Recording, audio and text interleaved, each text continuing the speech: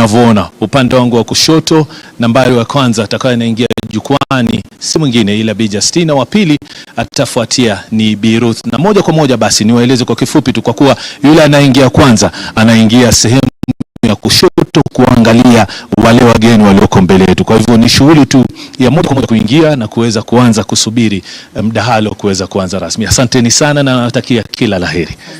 Asante. All right, asante sana Nimrod Tabu, that balloting process. Now that's an important process because now we know Justina Wamai of the Roots Party is taken number 1 and Ruth Mutua is number 2. What that means is Justina will be the first one to make her opening remarks and also the first one to make her closing remarks. That's the reason why the balloting process is important, so that we align on who goes first, right? Yeah, you're finishing your thoughts on recommendations of dealing with corruption. How do you deal with this monster of corruption? Number one is implement the law, because there are provisions. We need transparency. We need to know who the beneficial owners of public sponsored projects are when you have private sector working with government, because what we are having is government officials enriching themselves through public schemes. So beneficial ownership, we need transparency, disclosure of the contracts. We are in court over the SGR. There is also a case on the Nairobi Expressway and many other. So we need to enforce the law. We also need to revisit our civic education, because how did we manage to overthrow the dictatorial, authoritarian Moi regime? There was a lot of civic education done in the 90s to ensure citizens owned their democracy and, were pushing for a democratic dispensation. Unfortunately, after the NAC administration came into office, we continued with civic education, but we lost the tempo. And under the Jubilee administration, there's been no civic education at all. So citizens are really not in step with our governance structure, which is becoming more and more sophisticated. So we need to go back to civic education, look at countries that have transformed their culture. And I remember, Prof, when you were at the Vision 2030 talking to us about some of the examples and how you do education at the family level, you do it at the community level to promote leadership and good values. Again, I have to disrupt you one moment now. I'll come back to Nedema and Sal. Now she has 3 against 2. We're taking a quick break here. When we come back, debate 1 will be taking place right after this. Basic facilities, sub-county schools, educating over 60% of learners. Given that KCSE is the most consequential examination in our education system, isn't it fair that we level the ground for all learners to excel by narrowing the capacity gaps between the worst and best schools to deliver quality education? Our agenda calls for a sub-county schools upgrading program and a change from the capitation model to enable small schools to grow. Without these, SDG 4 is a false promise to most Kenyan children.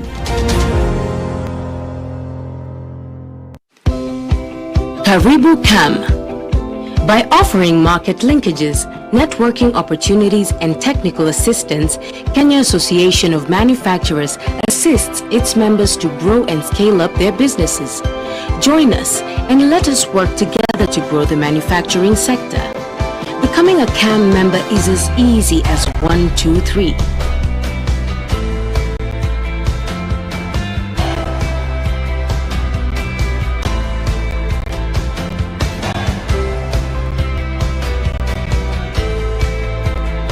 Kenya Association of Manufacturers, driving global competitiveness. Najivunia sana kwa Mkenya kwa sababu ni nchi ya amani. Naweza tembea Kenya yote bila kusumbuliwa. Kenya is one country that is most admired because of marathon runners. Our culture is one of the best in the world. Nashukuru kwa sababu ya demokrasia tulionayo. Kenya ni nchi bora, yani yapendeza tu.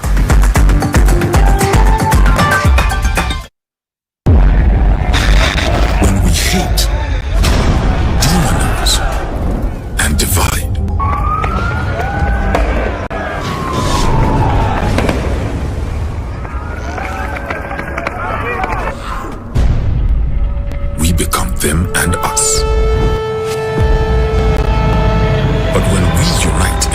clarity. Tumechoka na mauaji ya kiolela yanayofanyika katika mitaa yetu duni.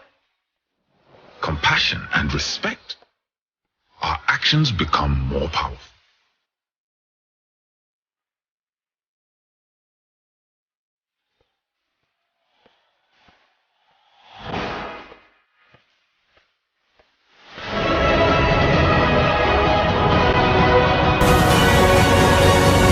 And together we can change the world.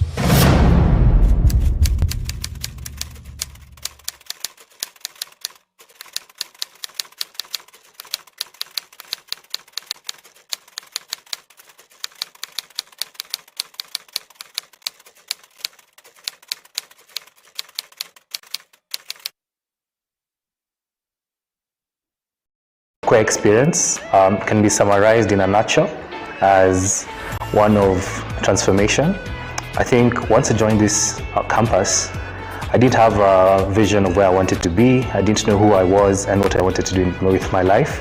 And I feel like the environment and the people who've mentored me along the way have enabled me to find out who I am and have helped me figure out where I want to go in this life. They have a good quality education, which I 100% vouch for. Enroll at Catholic University of Eastern Africa for courses in nursing, law, business, economics, computer science, education, community health and development, actuarial science, international relations, counseling psychology, regional integration and theology. September intake ongoing at Langata and Eldoret campuses. Email admissions@queer.edu or visit queer.edu. Queer, for innovative, marketable graduates. Check it. Let's talk about banking. Or let's talk about dreams and goals. Your dreams, your goals. If you're like Louise, you value doing business with ease. Or maybe you're like Dan, a family man with a plan. At Diamond Trust Bank, it starts with one dream, one goal, one deposit, and one transaction. Pamoja, let's make it happen. So don't just bank with us, bank on us.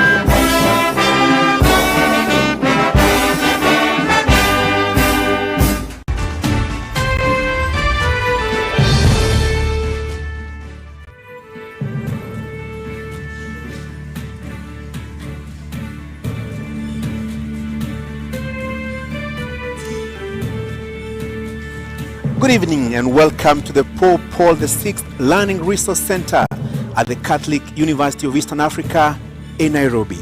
My name is Francis Gashuri of Citizen TV and Inoro TV.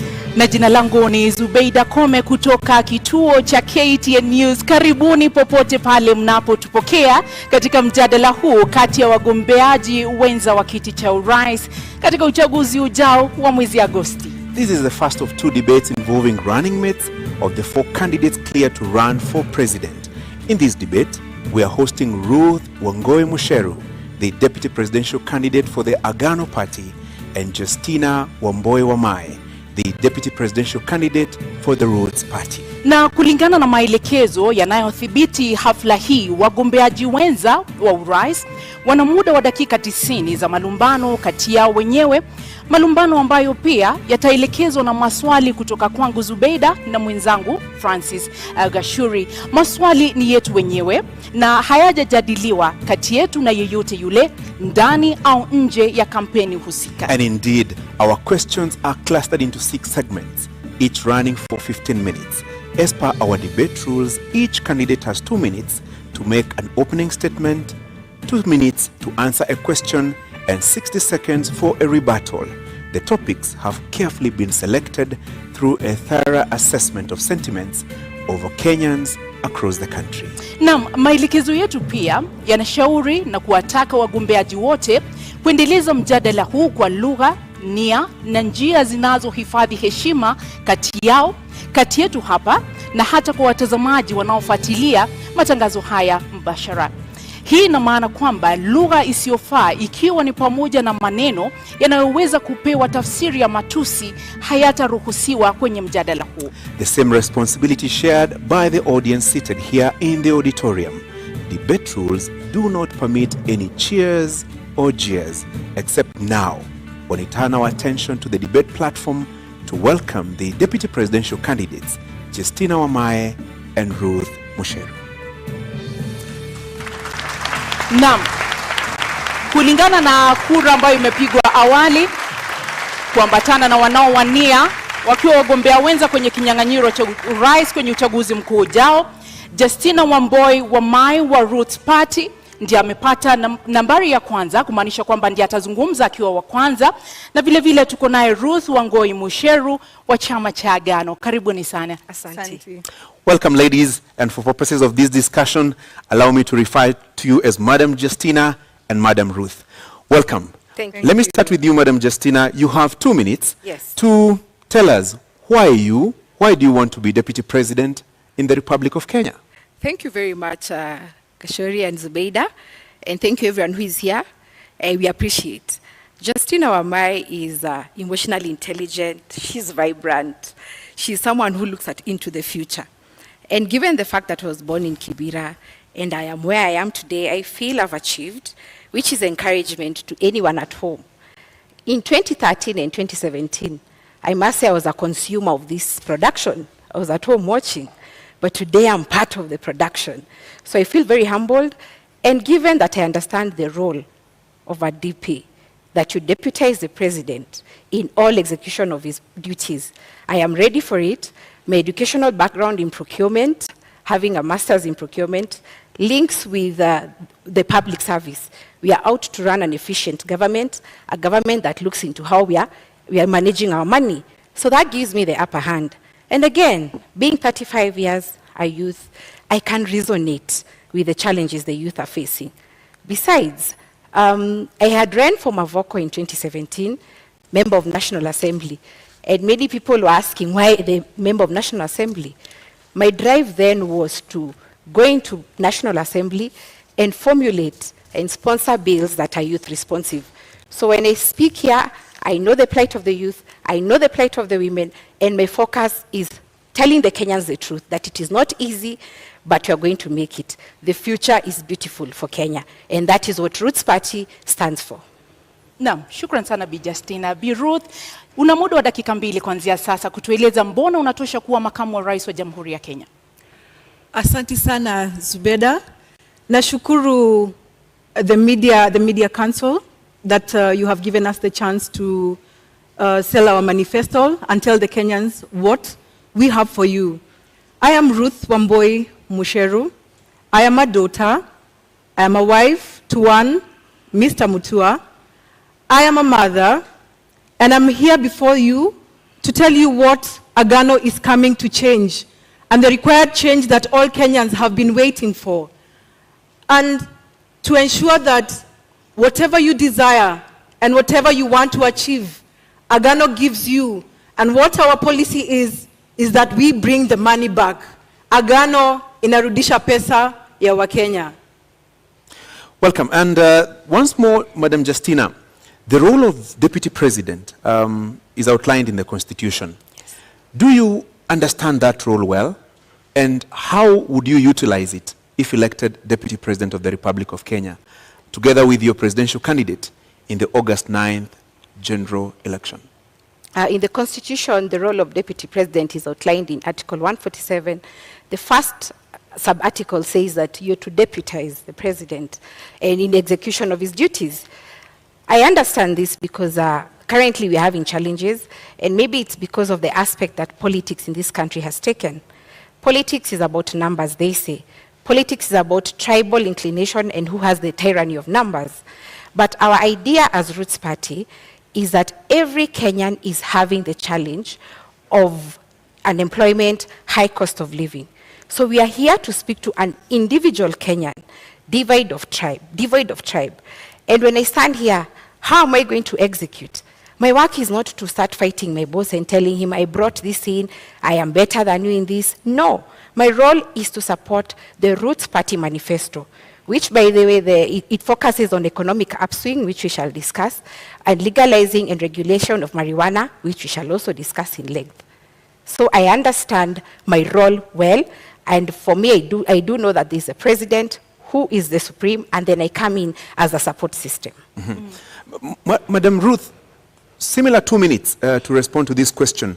Your understanding of the role of Deputy President, yes, and how would... So my business is to assist the president.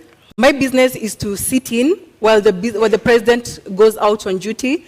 My business is to ensure that this country runs as long as the president has given me the mandate to do so. So Kenyans will not have the gap. And for me to have been picked as the lady of Agano Party, I am coming in to bring a balance. I am coming in to bring a change and decision making on the woman level and the youth level. Bado una kidogo, samahani, una dakika moja unusu, bado na dakika 20, sekunde 20, bado una la kuongeza au umekamilisha? Makamu wa rais huwa anasaidia rais mwenyewe, huwa anasaidia kutekeleza majibu ile, the work that has been given to her in the presidential aspect. So my business is to assist. My business is to play the part of assisting and implementing what the captain and the 5th Mwaure David has stipulated. Na hapo basi ndio nitaingia. Justina amesema kazi ya makamu wa rais ni kusaidia. Je, mnakuja kusaidia tu? Mna mawazo? Ni watu ambao mnaweza kushauri, au mmechaguliwa kwa sababu nyinyi ni wanawake? Wewe binafsi umechaguliwa kwa sababu wewe ni mwanamke, au ni kwa sababu una uwezo? Kwanza hilo swali la kuwa wanawake, Ruth and I are assuring Kenyans, hakuna cat fight hapa, si ndio? Hakuna. We are going to share and execute what Roots Party requires. We are just not only supporting. The Deputy President has a role in giving their voice. And my role there is to amplify the youth voice, to amplify the women voice, because as it is where we are, I am happy because in leadership, you have women in leadership, but we need more. So our role is to put in that the women also can add value. We are here to represent, or I'm here to represent the Kenyan woman in the kitchen who knows the high cost of cooking oil. It's affecting her. I'm here to represent the women who fuel their own cars.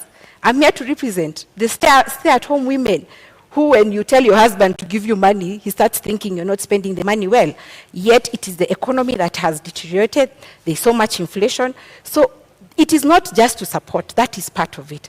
Part of it is to amplify our agenda as women, who we have been left behind for a very long time in this development agenda. So kusupport na kuweka sauti zetu kama mimi, kama wanawake na kama vijana. Madam Ruth, what is your voice then? What, arguably in the political sphere, somebody would ask you, what do you bring to the table? So what do you bring to the table in terms of capacity, in terms of the understanding of this role, in terms of your ability to execute the functions of Deputy President, if Kenyans give you the nod in about 20 days in this election? Okay, what I'm bringing in, one is the difference in leadership, that now, for the first time, to make history, is that we will have a lady deputy president. That for me is a key factor. I am coming in with intelligence, with my intelligence. I am coming in corruption free. I'm coming in as a trustworthy person. I'm coming in to bring the development agenda that has been left out of the woman and the youth. Na Bi Justina, inakutia wasiwasi kwamba kwa upande mmoja mnaonekana ni kama kidogo kama Roots Party mnakuja kukiuka maadili. Unaogopa kwamba hiyo inamweka kidedea Bi Ruth katika kinyang'anyiro hiki, kwamba unaonekana nyinyi mnakuja kuharibu, yeye inamweka kidedea katika kuvutia kura zaidi. Inakutia wasiwasi? Sina wasiwasi kwa sababu Wakenya mahali wamefika. Mkenya amefinyika because uchumi umezorota. Idea zetu ni za kusaidia Wakenya. Kwa hivyo sina uoga wowote, niko hapa nitajibu maswali yote, because my role nilipoingia nilisema ni kudestigmatize manifesto ya Roots Party. Hata Ruth kabla nipige tukue na malumbano, ningependa asikize vizuri, ndio akiniuliza swali be from a point of her understanding. Kwa hivyo sina uoga wowote. Na unaposema, nikupe dakika nyingine moja, unaposema hauna uoga wowote, awali nimesikia ukizungumza kuhusu tyranny of numbers. Nyinyi wawili yaonekana ni wageni katika ulingo wa siasa. Hauoni kana kwamba kuwa wageni kule kuna wapa ile disadvantage mkilinganisha na wale ambao pia wanagombea wadhifa huu wa kuwa naibu rais? Nyinyi ni wageni kwenye ulingo wa siasa. Ndio, naweza kuwa mimi ni mgeni, lakini mgeni huja na heri njema. Miaka 30 tunaobishana nao wamekuwa kwenye siasa. Tyranny of numbers imetumika kila saa kusema watu wetu. Lakini kama iko sahi, ni kila Mkenya awaze ajiulize, hawa viongozi ama hii serikali inanifaidi aje kibinafsi? Kwa hivyo mimi na Roots Party tunaleta a mind shift, change of mindset. Mkenya akuwe selfish kivyake, aseme ingawaje kabila langu liko uongozini sijasaidika, lakini hawa hata kama sio kabila langu wako na agenda na wanataka kupeleka Kenya mbele. So I'm not scared in any way. Anakutisha Ruth? Anakutisha Justina? Not at all, not at all. Tuko hapa kuleta mabadiliko ile Wakenya wanatarajia. So we are coming in to bring the change. Hii ni uongozi mpya. We are not frightened with the fact that there is tyranny of numbers. Those are numbers. But the actual fact is Wakenya wamechoka. Tumekuja kuleta mabadiliko ile wamekuwa wakingojea. Madam Ruth, 30 more seconds. Where are those numbers? Unasema you also have your numbers. Where are those numbers? The numbers are there, Francis. You know, as the fifth Mwaure Wahiga said, some of these research institutes have been sponsored. So what they are doing to us and the Kenyans is reverse psychology. So that means they're trying to say the tyranny of numbers has an upper hand. Lakini ninataka kueleza kuna mabadiliko na agano iko site, watu wakate simu. Na vile Bi Justina, yes. Tunapoangalia katika uongozi na katika nafasi ambayo mmesema kwamba mnaielewa vyema ya makamu wa rais, tuseme kwa mfano kesho mgombea urais kwa tiketi ya Roots Party awe kwamba hawezi kuongoza, tuseme umechaguliwa, nini ambacho kinakupa hiyo motisha au uweze kuwa na ule ushawishi wa kuwa kwamba unaweza kuongoza kama rais wa Jamhuri ya Kenya? Kweli unatosha kuongoza kama rais wa Jamhuri ya Kenya? Zubeida, ukiangalia leadership iko na two aspects, the hard and the soft. The hard ni what you have been doing, legislations and regulations, but the soft is you talk to the hearts and minds of Kenyans. Hearts of minds of Kenyans inasema 5.5 million of Kenyans are unemployed. 1.2 million of Kenyans live below the poverty line of 220 shillings daily. That is what Kenyans are speaking about. Na hiyo ndio inanipatia courage, nasema ingawaje labda amwezi jizungumzia, mimi najitoa na nazungumzia. That is the truth of the matter, that Kenyans are struggling. Pia niko hapa, I'm representing the many parents who take loans to educate their children. Unajua wazazi wetu wakati walikuwa wanaona ati wao wakichukuliwa kazi ilikuwa after form 4 wanaenda kazi kwenye benki. But now our time, mzazi hiyo time akaona labda degree ndio itasaidia mtoto wangu apate kazi. Unfortunately, hakuna kazi, wazazi wamejekelea loans. Kwa hivyo mimi nazungumzia wazazi wetu, nazungumzia ule youth hana kazi, nazungumzia mpaka wale watu ambao in 1998 kulikuwa na bomb blast. Our Kenya wengi, over 3,000 were never compensated. And this comes to the respect. Unajua wenye walilipwa ni watu wa American Embassy and the Tanzanians and those Americans who are victims. But Kenyans were not compensated. In my thinking, mtazamo wangu ni kwamba hawakulipwa kwa sababu Kenya haipewi heshima. Utapewaje heshima na una pesa? Angalia Middle East. Wakenya wanaenda kutafuta greener pastures, wanatesekea huko. Many a times people ask ati ambassador anafanya nini? Lakini niulize, ambassador na pesa ya mafuta. Sisi hatuna, ni madeni tumejaza tele. Atawezaje kusimama na huyu mwingine? So our idea na Kenya kinanisukuma ni kwamba tunataka Kenya ipewe heshima, and we want when we talk, venye mzungu alisema put your money where your mouth is, tuweze kuongea juu tuko na nguvu. Madam Justina, 1 minute. There's something that has come up about sponsorship. Are you being sponsored by anybody, your ticket to run for this presidential race? No, we are not being sponsored. And this is a question I'm posing. Where should we have the best ideas than the sponsoree, if that's the question? Our idea is unique, we are fresh, we are new, we are not being sponsored.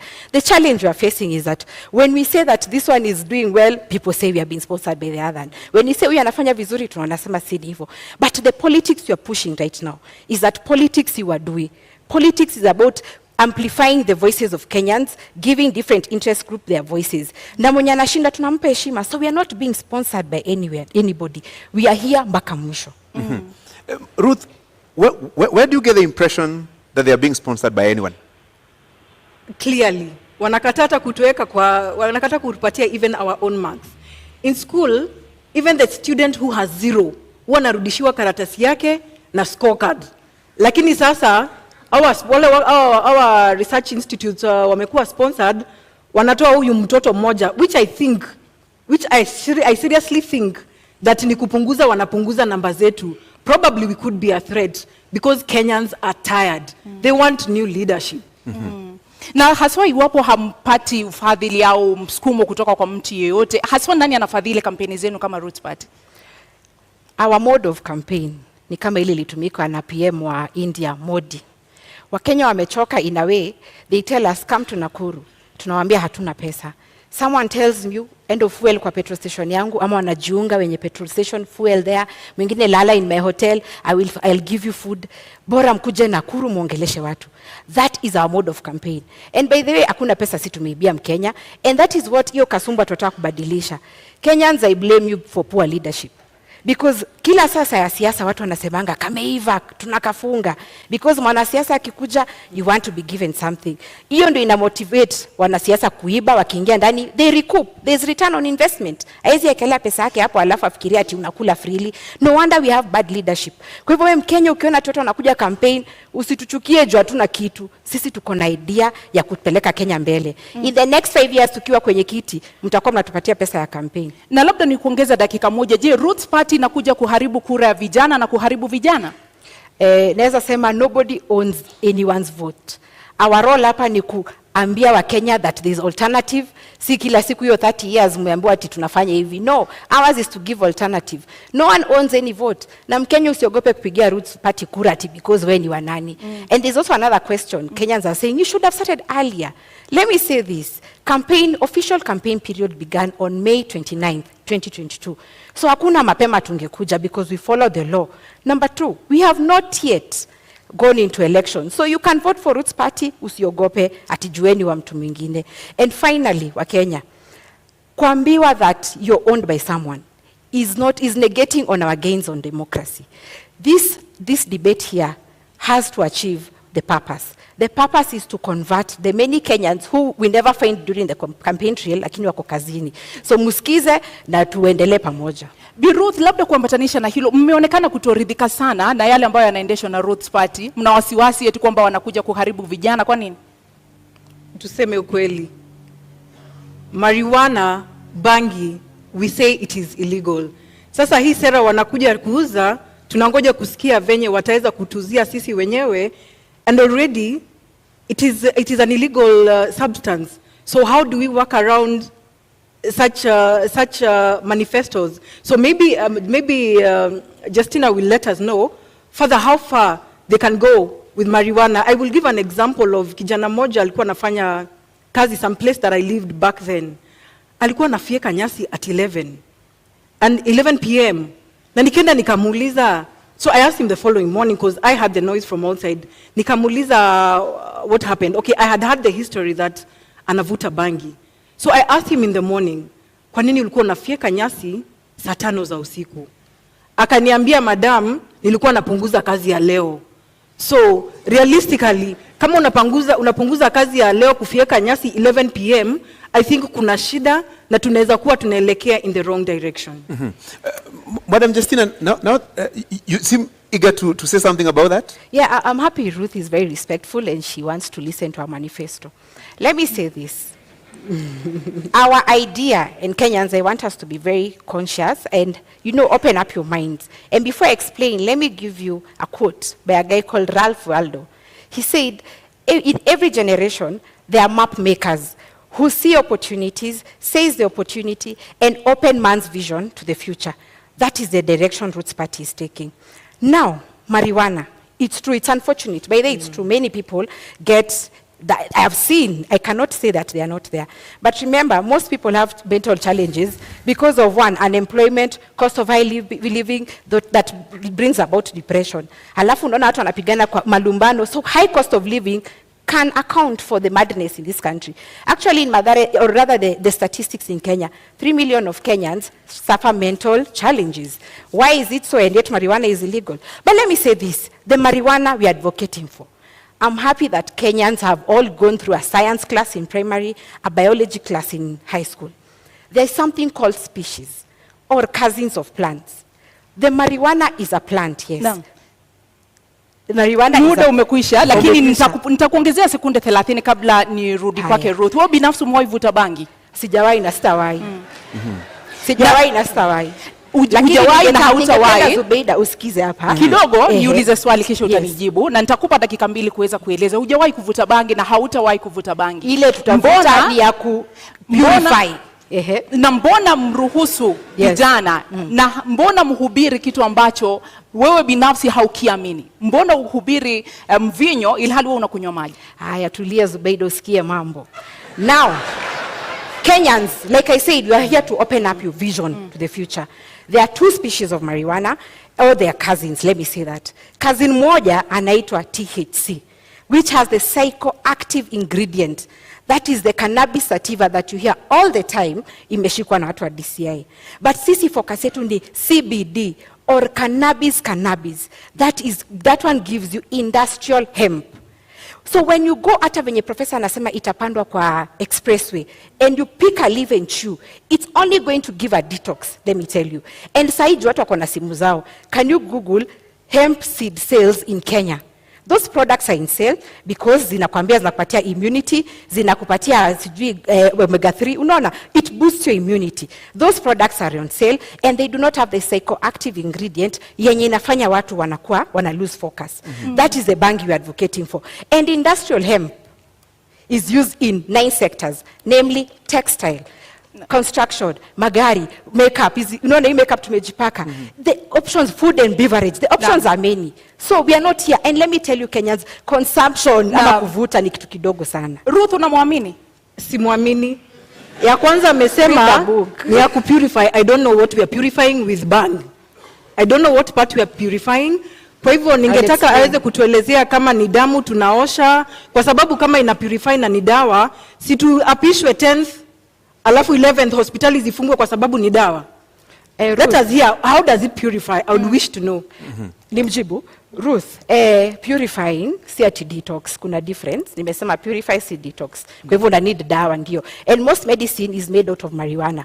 Those medicine for epilepsy, cerebral palsy, pains, easy pains, watu wanakuanga chronic pains. So medicine inatengenezwa from marijuana. So already you're consuming. But nimesema purification process. Purification process, angalia, purification process ni, we have a challenge in this country. Mainly corruption. 2 billion is lost every day. We were told that. But corruption stems from what? Scarcity mentality. There are no other options in this country to make money. So everyone wants to go into politics where the salaries are lucrative. So your scarcity mentality, unaingia, you amass for yourself. So we are going to be purifying the scarcity mentality and the bad impact of corruption, colonialism, tribalism. Hizo vitu ni spiritual and we are going to purify them. Ndio ziishe kwa hii nchi. Ndio tukianza kazi, ile siku tutaapishwa, Kenya ikuwe safi, clean slate. So we are not smoking ati kufurahisha Wakenya. Justina, umesema how you don't take the substance. Na umesema that means we are all consumers of bang through medicinal, yes. The medicinal part of it. So that means then why are we having it legal in our constitution? So what is the reason why we have not legalized it from the beginning? That means kuna madhara ile wataalamu wanajua ndiposa hawajapitisha hapa kwetu Kenya. Let me answer Ruth. Ukiangalia nakada ilipatiwa gazettement in 2001. The economic challenge at that time, we had a government, a new election was coming up in 2002. There was teacher strike, banker strikes, the economy was doing badly. So IMF told Kenya, come up with a law criminalizing marijuana. And you know IMF ni akina nani? China is there, France is there, UK is there, Canada is there, US is there, they have legalized. So for them waliona, our jinga Joanna do, let me use that word, we curtail their opportunities. Remember, we have arable land, plenty of land for this thing. So they curtailed our potential to invest in this so that they can give us loans on high interest. That was the idea. And when I say Kenya inastahili heshima, it's because we are disrespected juu hatuna pesa. So our idea, if they have legalized, yet they're the same ones who are coming here to tell us it's wrong, then I think we are still being colonized. Aki Justina, mi sija approve hiyo. I don't expect sija approve kwa sababu Jamaica would have been a first world country. They are doing so well in terms of their economy. Their GDP is growing more than ours. They are doing well. Take a book. Madam Justina, in 2 minutes. Yes. Marijuana is not just illegal in Kenya. It is also illegal in other countries. Yes. We've also seen situations in this country where certain people grow marijuana. Why have they not been rich if growing marijuana was such a lucrative business? When you look at our neighbors, let's talk about Africa. Malawi has legalized for medicinal and it's restricted. Uganda is doing it, but it's the Israeli government who have come in to help them. As it is with their loan, Uganda was about to go the Sri Lanka way. So Uganda went to Israel, their land is rocky. So they came here and they were located in Uganda, 500,000 acres in terms of a bilateral agreement, and they are reaping returns from that. So the other countries, they have done it. Why not us? Why not us? Why should we not do it? That is my question. And like I said, our role is to open the vision, Kenyan's vision into the future. Marijuana is versatile. I said it is used in 9 sectors. Food, beverage, medicine, construction, textile, makeup, easy fiber za gari. A headlight today, ukigongewa headlight yako, goes for 27,000 for those who own cars. But you know why? Because the demand is in Kenya, but the supply iko China. So of course the forces of demand are in place, na ndio maana inakuwa costly. And I'll say this, there is this governor of Minnesota, he was called Jesse Ventura. Jesse Ventura was in wrestling a while back. But why he was fighting for legalization of marijuana in Minnesota was because after 41 years of marriage, his wife suffered epilepsy. And he was pushing because when he took her to South Carolina, she got well. So the idea is do not control the supply, control the demand by making sure it's going into the 9 sectors that you have said and for export. That is our idea. Madam Ruth, I can see disbelief all over your face. I still do not agree to all this theory. Na ndiposa naambia wa Kenya, kateni simu, agano iko side. This is not practical. The law tells us clearly that it is illegal to have bang. So how else, na amesema, na yeye mwenyewe alisema ama amesema sahi, that they will smoke bang on the 10th. I'm looking for a happy mother. I am a mother. Ruth, I'm looking for a happy mother CBD, that will, allow me to answer.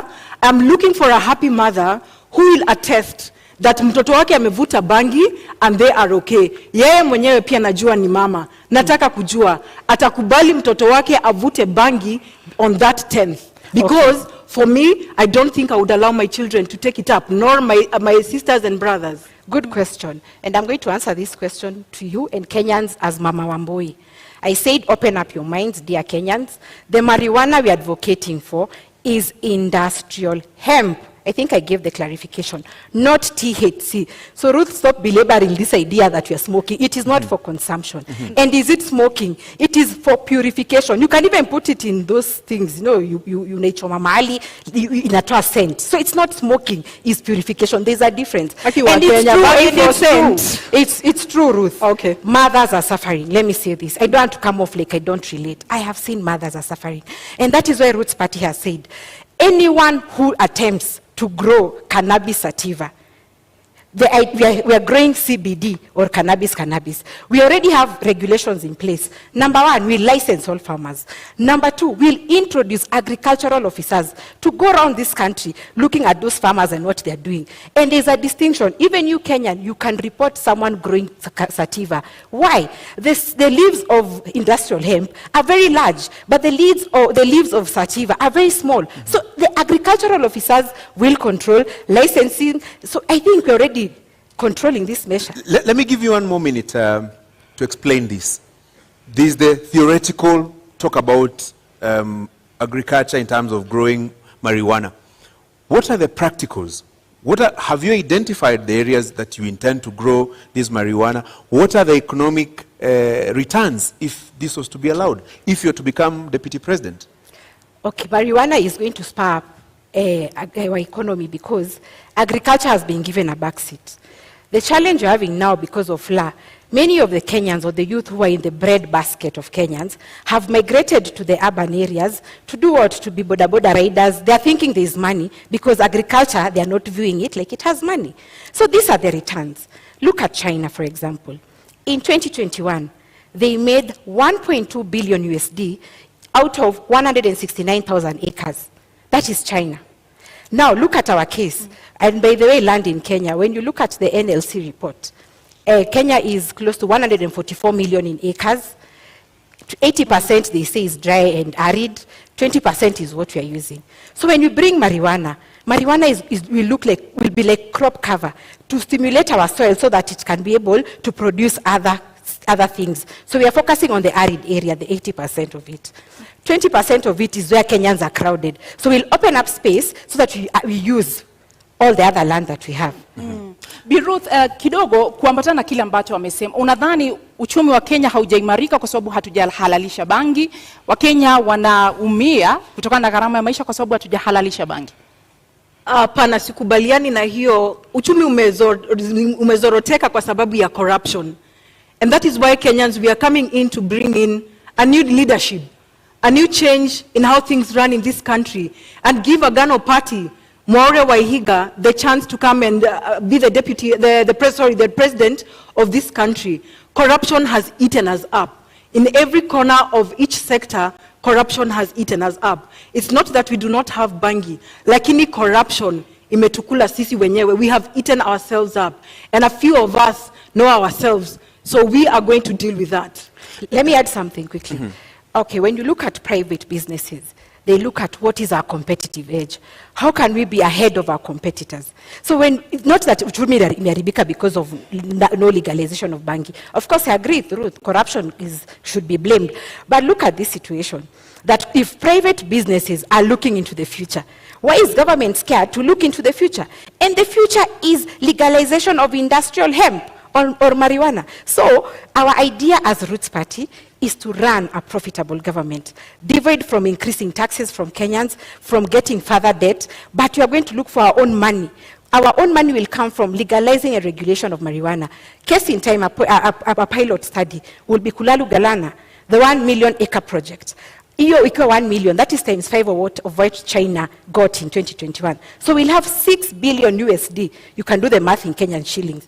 That money is money that will be used to pay teachers, pay the civil service, increase their salaries in trenches. So for us, tunaangalia competitive edge, what private businesses do. Niulize Justina swali kidogo. Kuna kuanga na employee incentives. Ukifanya kazi kwa bakery, huwa wakati mwingine unapatiwa mkate uende nayo nyumbani. Na je, bangi watenda nyumbani na nini? Watenda nyumbani na very good question. Watenda nyumbani na proceeds of bangi. And it's good you brought me to this idea. The youth in this country, not all of them want to be employed. But hawa vijana wanatafuta capital. Unaenda bank unaitishwa logbook, title deed. Kweli? You don't have. What you are going to do with Roots Party? I told you government owns 10% of 144 million acres. In every county, government land will give 200,000 acres to our youth. We'll have a thing like the Yali project, which we are calling Roots Entrepreneurship Initiative. Tunafanya competition, tunachukua 50,000 youth. Kwa hiyo mradi ya 200,000 acres. Na ujue bangi grows in 4 months. So akishauza hiyo bangi yake, hiyo proceeds, 2.8 million according to hesabu za China, youth atakuwa na capital, seed capital ama capital to boost their business. So you won't take home bangi, Ruth. You'll take home capital for investment. But ni illegal, lakini bado watu wanavuta. I don't know how we will deal with those incentives. So those are the challenges in this country. In fact, you should ask the ones who are in government now. Why is it illegal and Kenyans are smoking? That's the question to them. Kwa hivyo Ruth, kwako wewe ni kuhalalisha kutohalalisha bangi au ni swala la maadili? Kutohalalisha, the constitution does not allow. Lakini unaona kwamba inahujumu maadili? Sorry? Inahujumu maadili au haswa tatizo lenu kama Agano Party ni kwamba bangi ni mbaya, haistahili kuhalalishwa au ni swala la maadili? Ni maswala ya maadili na si Agano Party, ni wa Kenya. Kama it is already legal, it is currently illegal. So how safe is it? How safe is it when we start taking it up? That means we are destroying a whole generation. We're destroying our children. I am concerned as a Kenyan. So you're being unfair to Ruth. You know Ruth cannot support our manifesto. So it's true atasema ni mbaya. Let me give you some 60 more seconds, Ruth. Yes. Is it a question of faith and values that drives your opposition to the Roots Party's manifesto and proposal to engage in marijuana farming? It is more values. It is more value and faith too, yes. It is more values and faith too. Because I'm trying to look at, right now, currently what is happening in Kenya right now. Nirudie statement. It is illegal. Lakini watoto wamejaa madhare.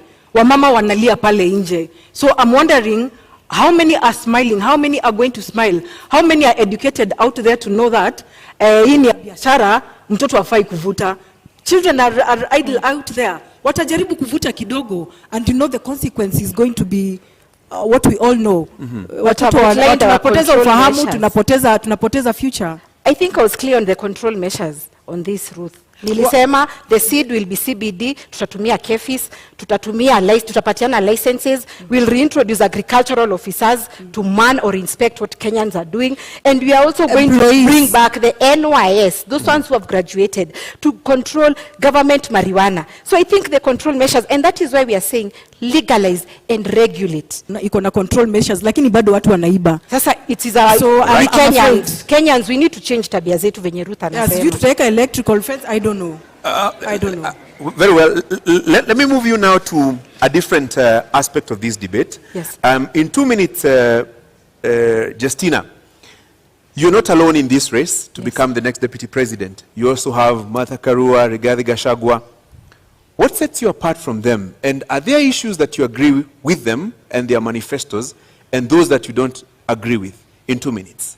Let me first say I respect the ones you've mentioned, because I remember 30 years ago, I was a young girl that had been in politics. So being on the same ballot paper with them is very humbling. And there are strides they have made, fighting for democracy of this country. So I respect that. But what sets us apart is that 30 years they have been there. They have been telling us the same narrative, which they're telling us now. They are not responsive to the youth of this country. Youth whose parents took out loans to educate them, and they're still living at home because they're unemployed. What sets me apart is because I can relate to the youth of this country who know that unasoma na hakuna kazi. That is number one. Number two, I can relate to the businessmen. Maybe them, they're in government, they've been in leadership. That is where they draw their salary. But I relate to a businessman, like from where I work now. We're into excavation and supply of building materials.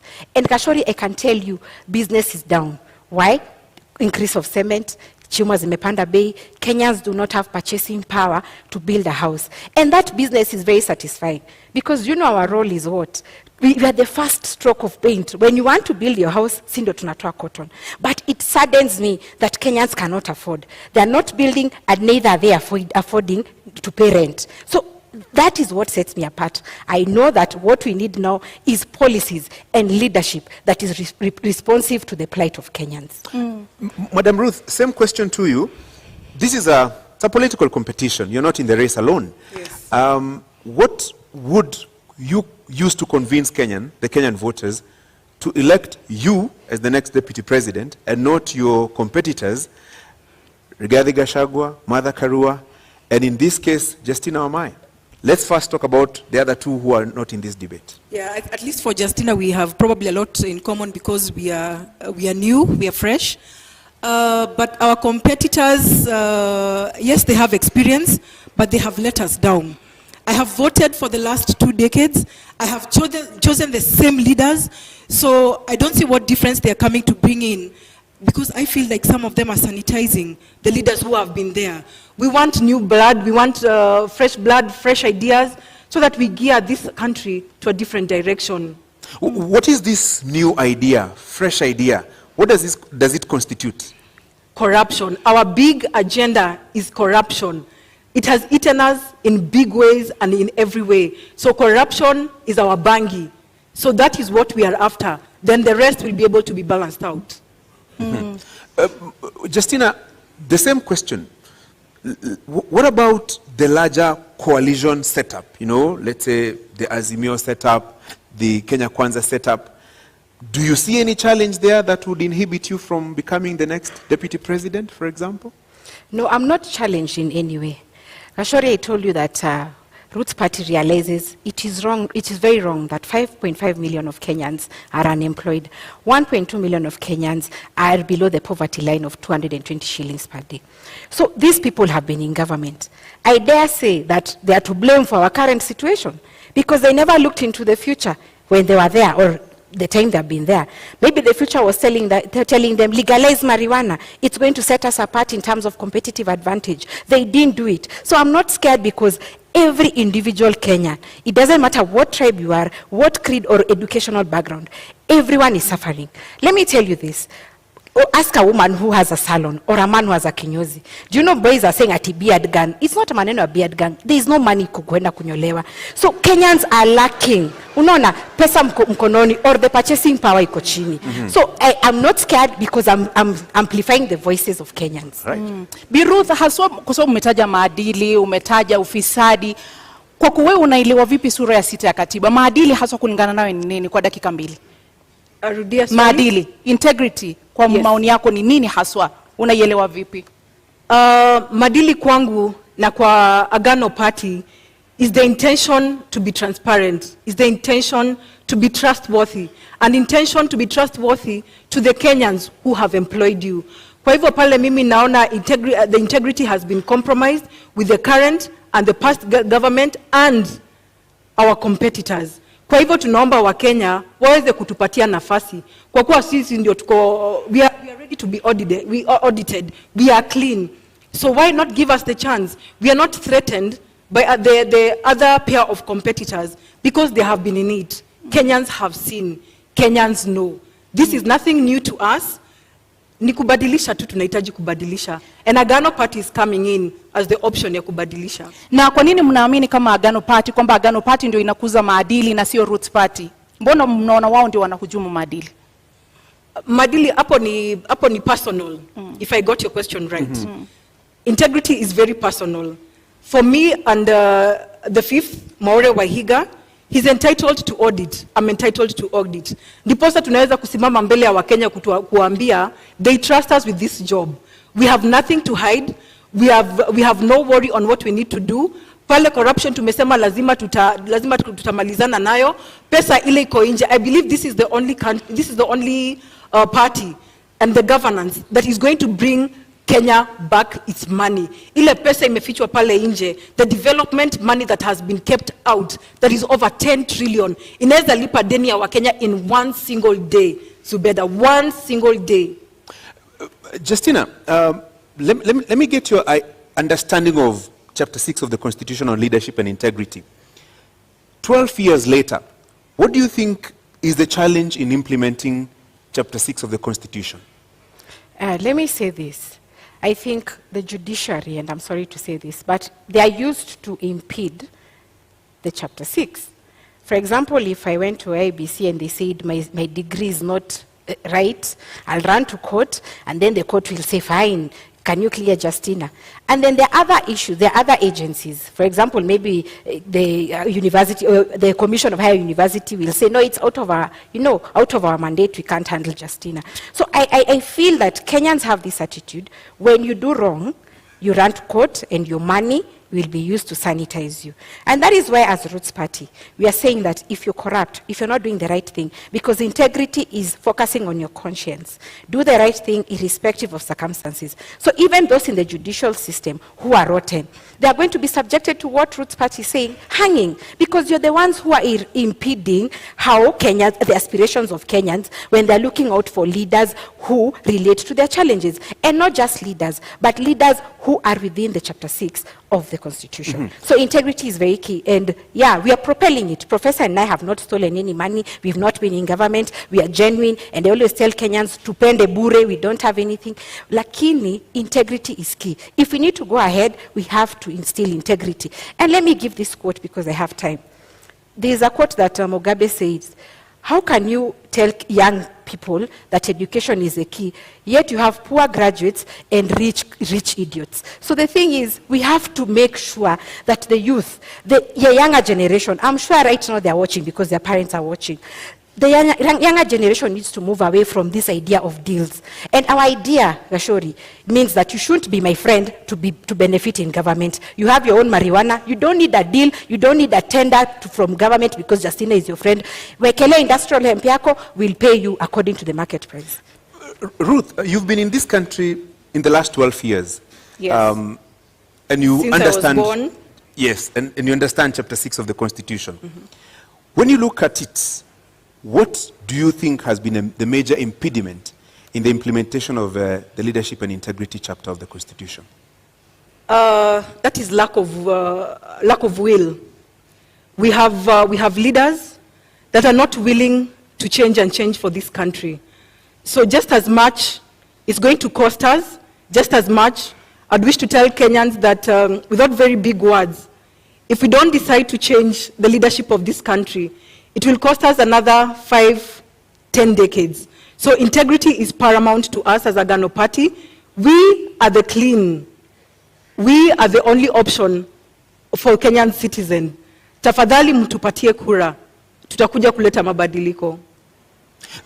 Give us practical examples of how you will deal with corruption and implementation of chapter 6 of the Constitution, because there's the saying, yes, and there's the doing.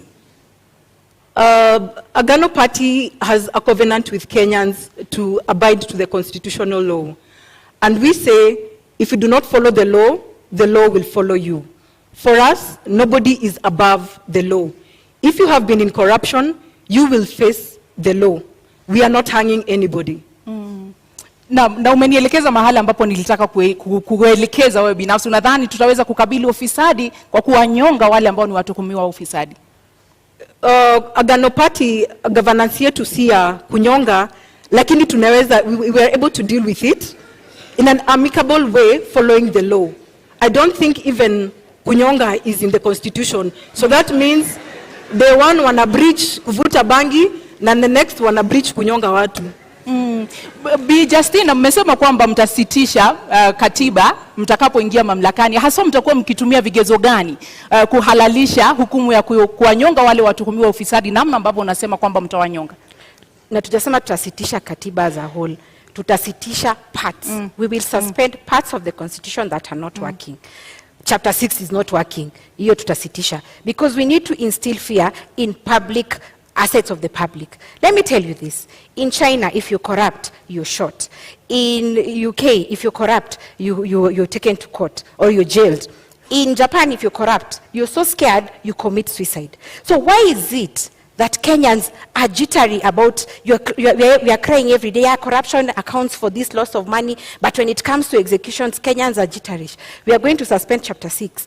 Go back to the Kenyans and tell them, what do you think about this hanging thing? And let me tell you, they are all very happy. They are saying that corruption is accounting to deaths. Look at the badly done roads like Ngong Road.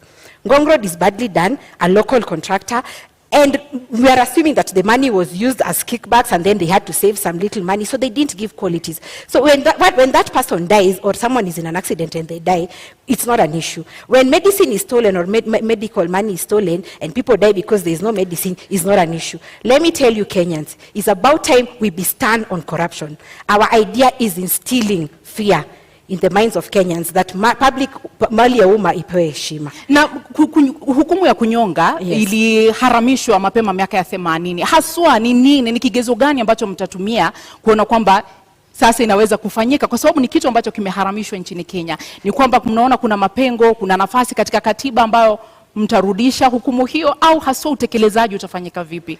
Unajua hii katiba, Zubeida, ilikuwa copy and paste. Watu walikimbia huko wanaona ati wazungu wanafanya aje.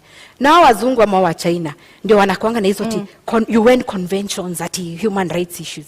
Kama kwao they are shooting, where are they curtailing us?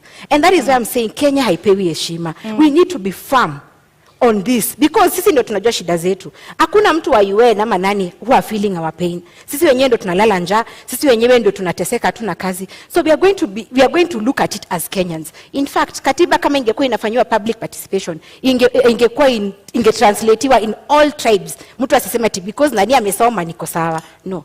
Ruth, the last time in this country somebody was hanged, a convict was hanged, was in July 1987.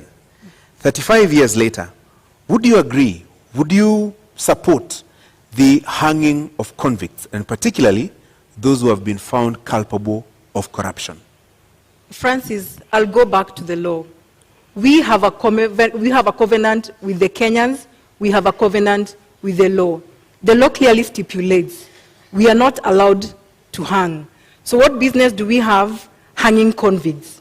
There is a law that enforces corruption, the people who have committed corruption. So for us, ni kumaanisha wakivuta bangi on the 10th, one, that is breach of law. Sijui kama hanging is part of it, because it is breach of law. They have broken the constitution. So I don't think I would agree that we need to suspend part of the law. We just need to probably sit with experts if we need to revise. But I don't think we need to hang people's life. People deserve to live and be corrected. Ruth, there are very many injustices. Let me give, for example, Anglo-Gleasing Golden Bag. Yes. Money was stolen in this country. So in your opinion, the Agano way, how would you do it if it's not hanging? It is law. They follow law. Which is? Si tunafunga. Wamefungwa. Watu Anglo-Leasing. Sijaingizwa kwa ofisi. Tuingizeni Agano kwa ofisi muone. We will deal. That is the question. We will deal, but you know, if we are saying, why would we want to hang people? You have a sister, you have a brother who probably just needs to be corrected. So why hang? Na wenye wanakufa because of road accidents, lack of medicine, au si wa Kenya, wenye watu wameiba, wanakufa. That is unplanned. KEMSA unplanned. Life is life, Ruth. Life is life. No, KEMSA, mtu Anglo-Leasing, all this is planned. Mtu akigongwa na gari, that is very unfortunate. And God forbid. Those unfortunate instances, we cannot debate on because that. Of road design. But we are discussing about surely. Road design. We can. Sorry. We can. Okay. Kwa hivyo Bi Justina, yes. Kama Roots Party, kwa kuwanyonga mtarejesha vipi mali ambayo wameiba? Mtatoa vipi mali ambayo imetumika vibaya, imeibwa, pesa ambazo mnasema zimefichwa katika mataifa ya ughaibuni? Ukinyonga yule mtuhumiwa, hiyo mali itarudi vipi kwa Wakenya? Na wacha niseme, atusemi mtu akigongwa na gari anakufa. Nasema people who are given jobs, like to build Ngong Road, for example, those people want to save on money. So the road design does not, they save money, so wana save pesa and wajenge barabara in a cheap way. But niseme hivi, there is a process, Zubeida. We are not just going to pick someone at because media imesema is they are corrupt. We are going first to kuongeza mshahara vizuri, judges, policemen, we have to increase their salaries because they abet corruption, because mtu ameiba pesa kidogo anawapatia. We have to give them increase their salaries. However, there is a judicial process, a fair hearing. Go process ifanywe na tukusikize. Na pia tunapeana caution. It's not like the chicken gate case in the UK. Hapa Kenya taijaisha. So pia watu wa judiciary, they will notice they have to speed up this nini. So kutakuwa na hiyo wapelekwe the process. We have to get the assets back. We have to recall the assets na pia waende wakanyongwe. Ruth, Sijui kama wote watakubali, because if I know I'm being hanged, so why should I tell you mahali iko?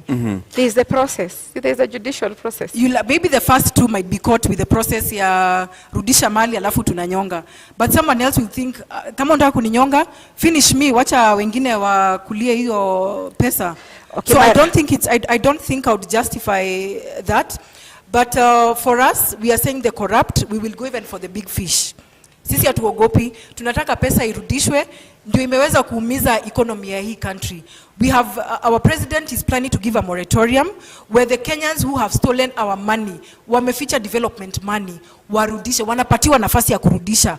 Hapo bale mtu anapitisha ile wakati umewekwa, so from there, the law takes its course. In 2002 there was such. Why has it not worked? Maybe in your opinion, I'm not saying because you're not in government, yes. Ruth, but you need to show Kenyans that you understand.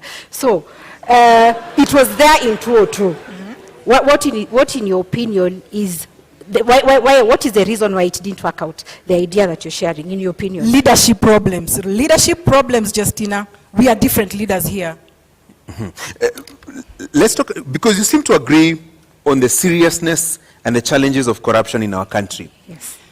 Given an opportunity, Justina, in 2 minutes, given an opportunity to be the next deputy president with the government that you will form with the presidential candidate that you're supporting, what are the specific areas that you would target in terms of dealing with corruption practically? Because there's the whole question of administration of justice. And like I said, the three arms of government they are being threatened. How? The independence rather is being threatened. When, for example, the executive says this, someone runs to court, and then the process is stopped. That is the backdrop of why we are going to suspend the constitution. But yes, administration of justice is there. But again, has it worked for us?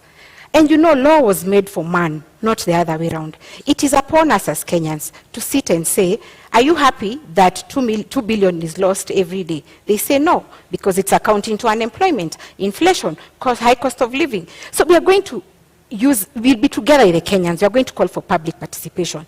And the Kenyans, I can tell you, they are very happy about it. Because someone is feeling like, I wake up like in Meru, I wake up at 4 a.m. kuchukua hiyo mira yangu, I pack it. Someone is eating the taxes. Mtu anajifanya ndio mjanja kuliko wengine. So Kenyans are tired. Of course, that aspect is there of administration of justice. Lakini Gashori, Kenyans are suffering. So sisi tutaka participate now, and many of them are supporting this. We need to instill fear in assets of the public. Heshima kwa public assets. Bi Ruth, haswa endapo mtaingia mamlakani, mnawapea Wakenya muda gani waweze kuona matunda katika vita dhidi ya ufisadi, na wewe binafsi mchango wako utakuwa upi katika kuona hilo linatimia kama makamu wa rais? For us, we'll bring in this in phases. Kuna ile pesa iko nje, in the money that is stashed illegally abroad. For that, we can even say we have started even implementing our 100 days. The fifth, Maure Waihiga already wrote a letter to the UN and 15 other countries to start processing our money back.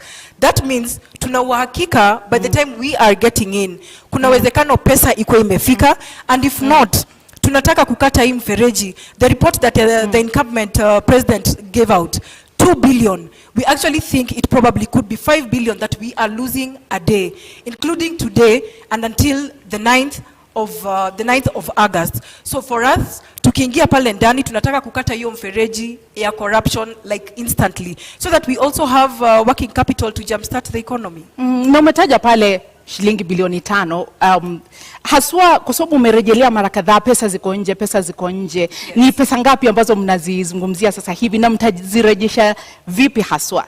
Mmeweza kupiga hesabu mkajua ni ngapi na ziko wapi? Ni zaidi ya trilioni 10. Na ndiposa nilisema pale awali, it is possible for us to clear our debt in a day. It is more than 10 trillion that is out there. This is development money. Now, and that is why tumekasirika, tunataka kuleta hiyo pesa irudi Kenya. Tunaweza kosa kuleta na the first 100 days, lakini wa Kenya, we are committed to bring this money back. And in 2017-2018, budget ikisomwa, the Henry Rotich, he's on clip, he's on record, akisema there is money outside. Here hatuna confirmation that pesa ilirudi. It has only been accumulating over a time. Na By the time we were getting into this candidature, it was over 10 trillion that is outside there. Bi Ruth, unaona kwamba mikakati ambayo wako nayo kama Agano Party kweli itasaidia katika kurudisha hizo pesa, na unaamini kwamba ni trilioni 10 ambazo ziko nje? Okay, one thing I'm happy about sababu Ruth and I agree that corruption in affect wa Kenya sana. Lakini mikakati zao are not practical. They lack the how question. How are you going to do it? Utanishurutishaje pesa yangu iko huko Swiss account to return it? How are you going to force me? Kwa hivyo the idea is good, but it's just an idea. It lacks practicality. Moratorium. Tumesema tunapatiana moratorium. You know you have money outside there. We give you time to repent. Sisi Agano tunapatiana time to repent. You won't kurudisha pesa. And remember, we have external and internal. We have external and internal. Kwa hivyo pia hapa ndani, that's what I'm trying to say. We have already commenced the process ya kurudisha ile pesa iko nje. Hapa ndani, the local individuals, we will give them the chance to return. So that if they don't do that, sasa the law takes its course. Hapo, in another 30 seconds, Ruth, when you say pesa ziko nje, give us specifics. Let me give you a minute actually. When you say pesa ziko huko nje, do you have the specifics? This amount of money is in this country, this amount of money is in another country, and is taken there by so and so. Do you have the specifics? I may not be having the specifics, but we know the big fish that is having money out there. So, yes. Justina, pesa ziko huko nje? Do you believe kuna pesa huko nje? Okay, I believe juu tumeambua Pandora box kwa media, but sisi tunasema yaliyopita si ndwele. Kama mtu tushajua huyo mtu tutampeleka through the judicial process, we are going to recover their assets. Kwa hivyo pesa ziko huko nje, after the judicial process recover. But mimi niseme hivi, there are so many injustices in this country. Anglo leasing, hizo zote, you know, post-election violence, zote zimefanyika. Do we hold on to the fact that we shall never forgive? We want to punish people? I think we should take the direction of Rwanda. After everything that happened in the genocide, tukae hivi tuseme, wenye wamehangiwa na we have recovered assets, ni sawa. Mwenye amekata ahame Kenya because hatutaishi na yeye. But the fact remains, let us adapt a forgiving nature, put in firm policies on how to deal with this, and finally give the opportunity. I said people are corrupt because of a mentality called scarcity mentality. Why are they corrupt? Because in government unasikia MP is earning 1 million, huku nje there is nothing that you can be able to get in that value. So tukipeana opportunity of legalizing bangi, Kenyans will have money. Maybe niongezee ni kusema, we are not saying we will not forgive anyone. Ukisema utarudisha pesa yetu, we have no reason, we do not have any reason ya kukupeleka ahead na kukuingiza ndani.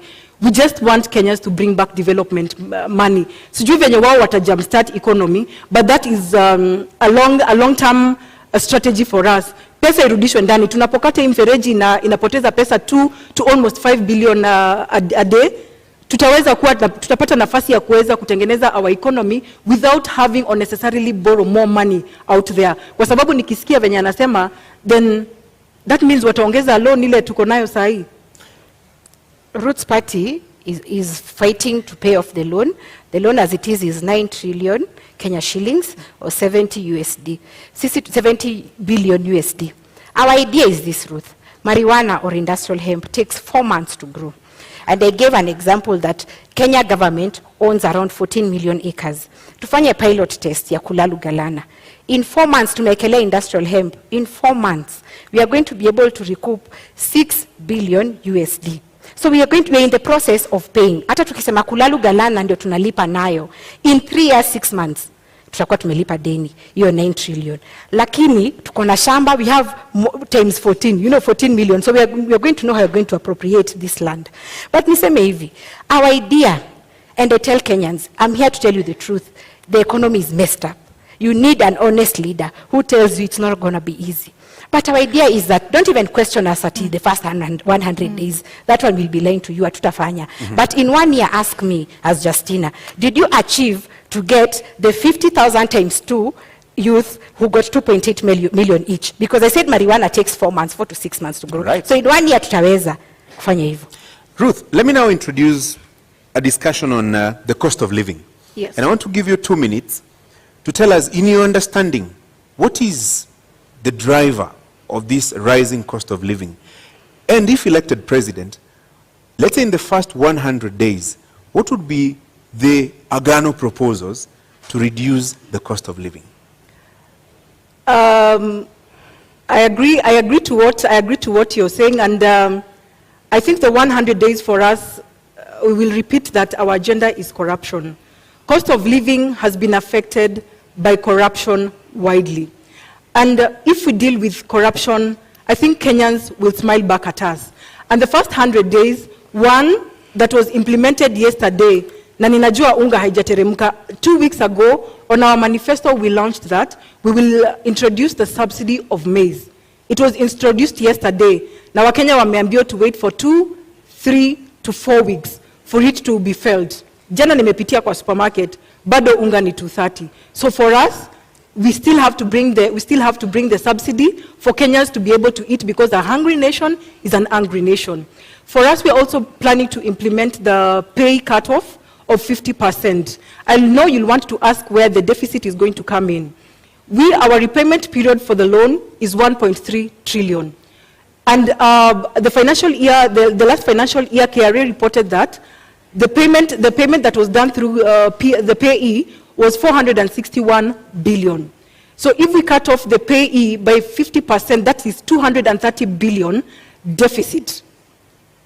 If we come and cap the repayment period, the repayment of the 1.3 trillion, kumbuka tutakuwa na ile extra 300, ile tutakuja kusongesha pale kwa payee, so that we are able to run our activities as usual and even have a small surplus of 7 billion to run with.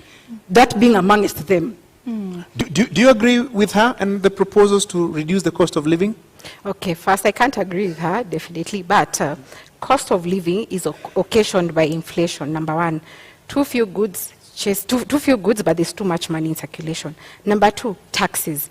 When manufacturers have the tax burden, they push it to the consumer, and the consumer is not having any salary increase. So that is the reason we are having this. So let me say this.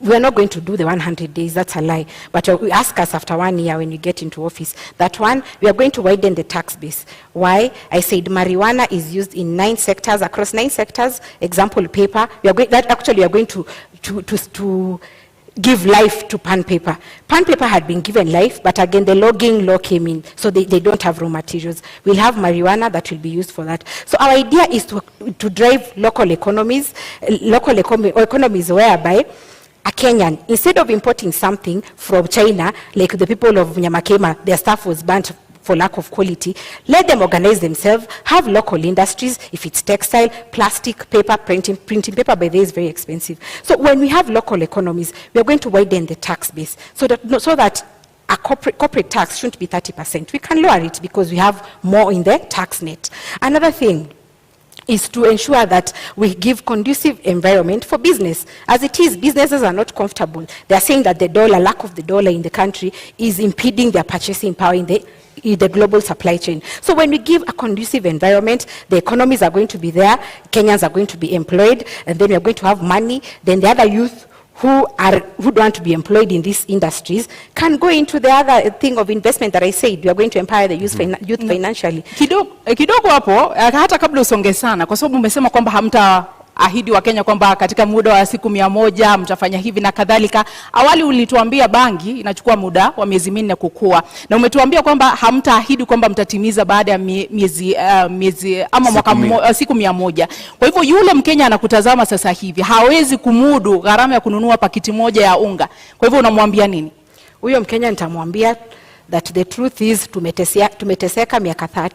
1 year tunaweza vumilia, but we are putting in, Kenyans need an honest leader. As it is now, hii maneno ya kusarakasi na siasa is what is getting us here. We are being honest. We are saying, of course, they have put in the unga imeshukishwa bei. But sisi tukiangalia the truth, marijuana also gives flour. We can look at alternatives to the challenges. If maize flour is costly, then marijuana flour can cook ugali, can cook chapati. And then cooking oil, the seed produces cooking oil also. So we tunaangalia kama hii ni expensive, we are going to use this. So the alternatives. So mimi naambia Mkenya, hatutawadanganya. Tumedanganywa miaka nenda miaka rudi. We are telling you the truth. Question us after 1 year. Bi Ruth, unaona wa Kenya wavumilie watumie unga ya marijuana, watalala njaa 365 days from the 9th. But they know the truth. But they will die. No, let's be frank. There's, of course, we do not need a list of 10 items. I would almost agree, but we do not need a list of 10 items kufurahisha wa Kenya that we can accomplish all this in 100 days.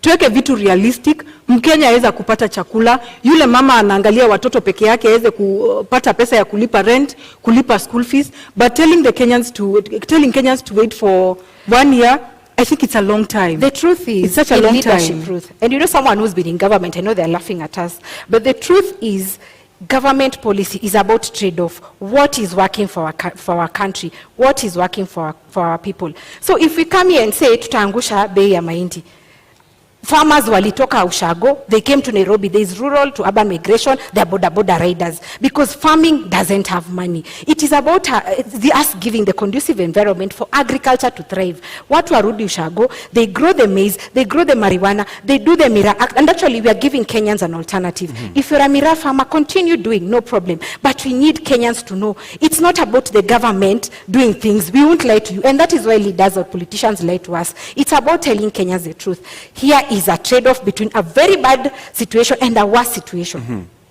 I think maybe I think agriculture has money. Sijui kama hapo tutakubaliana, lakini farmers agriculture has money. I will give an example. My grandmother amekuwa ametegemea majani chai. They have brought up she brought up 8 children. Lakini sai mkulima wa sai analia. So if we restore back our economy, that means hata ule mtu hajasoma ataweza kuongeza pesa kwa mfuko, na tuweze pia kukata hii importation tunaleta ya michele, na kuna project kuna schemes kama za Moya tunaweza patia wakulima nafasi to boost themselves back, na Wakenya waweze kupata chakula ya kukula. Just like even the maize, people are having maize in the granary. Kwa nini tunaleta mahindi kutoka nje? Tupatie nafasi wa Kenya wajijenge. I believe farming has money. Yes. Pia ule akona ng'ombe ananunuliwa maziwa 30 shillings lakini inauzwa 60. Wacha tujaribu kubalance out. Sikusema agriculture doesn't have money. You said but wait, as it is, the global prices, declining global prices. Sai watu wa Kisii wanasema 1 kg of coffee or tea wananunuliwa 30 shillings farm gate prices. Sugar cane inatoka 4,112 per ton. Sai mahindi 3,000. Na sai ekelea fertilizer. So the input cost of agriculture as it is so costly that you as a farmer you're not getting money. Na niongea about maziwa hata dairy farmer. By the way, hemp produces animal feed. So our tukitengeneza animal feed which is very costly as it is, they impede maziwa production. Kutakuwa na so much milk that Roots Party is telling Kenyans, and we are promising Kenyans, kutakuwa na maziwa ya Roots na mayai ya Roots, because animal feed will be affordable. Kenyans can take milk as they wish. So our purpose is to reduce import costs in agriculture, but agriculture has money. No, that's when I quoted you, Justina, and I think the pricing right now of the food products is because of a leadership issue. It's nothing that the Kenyans cannot produce. Tuko na mchanga, tuko na maadili. We only need to give Kenyans ile nafasi waweze kulisha Wakenya wenzao. Just that. Let's stop saying ati mahindi it's intoxins, whereas the strategy is kuleta mahindi binafsi, unaleta hapa kwa nchi, unajitengeneza wewe mwenyewe, lakini unafinya yule mkulima ako pale Murang'a, ako pale Kisumu, hawezi pata return on investment. Kwa hivyo let us try to promote what we have locally, because this is a blessed nation. Justina, in 60 seconds, listening to you, then it sounds like it begins and ends with marijuana farming. That is part of our manifesto, and agriculture is the core principle in our manifesto. Let me say this snake farming. As it is, 3 Kenyans die out of snake bites as it is. And we have a law called Wildlife Conservation Act 2013. And this gives us the option of having this snake farming as an income generating activity. So even if you go to KWS right now, the law is there. Ours was just to amplify that voice and give options. Like I was saying, 3 people are dying every day because of snake bites. And why? The antivenom we import in this country is from South Africa and India mainly. But there are over 3,000 species of snakes in the world. So maybe the snake that will bite you didn't have that antivenom. And if it's antivenom, one vial goes for 13,500. And you need between 5 to 10 vials ndio upone hiyo kumwa na nyoka. So ideally utakuwa na 135,000 ya kupona hiyo snake bite. What is our agenda? Our agenda is to look at what we have. We have snakes around. One, we'll have the venom industry. This is where unasikianga mtu kushagua amesoma biochemistry, but you don't know where they're going to work. We are going to bring them into this pharmaceutical industry where they are getting the antivenom so that we can compete in the international market. Right. And then protect the 3 Kenyan lives who die because of snake bites. Ruth, in 1 minute, story ya nyoka. Story ya nyoka ninasema for our government Agano party, we cannot deal with snakes surely. Tutafunga kwa compound ama ni kuku tutaweka surely. Ndio tupate mayai. Then again, how much do we have to wait for this venom itoshe ndio Wakenya waweze kupata medication, whereas we are going to start probably, if at all they get the chance to lead from 10th, tutaanza kurea from 10th ama tuko na za kutosha Kenya. What business do we have putting in snakes here? We have amplified what is there. There is a law, Wildlife Conservation Act 2013. Today is 2022, so it's been there for a while. And it gives this leeway for wildlife snake farming as an income generating activity.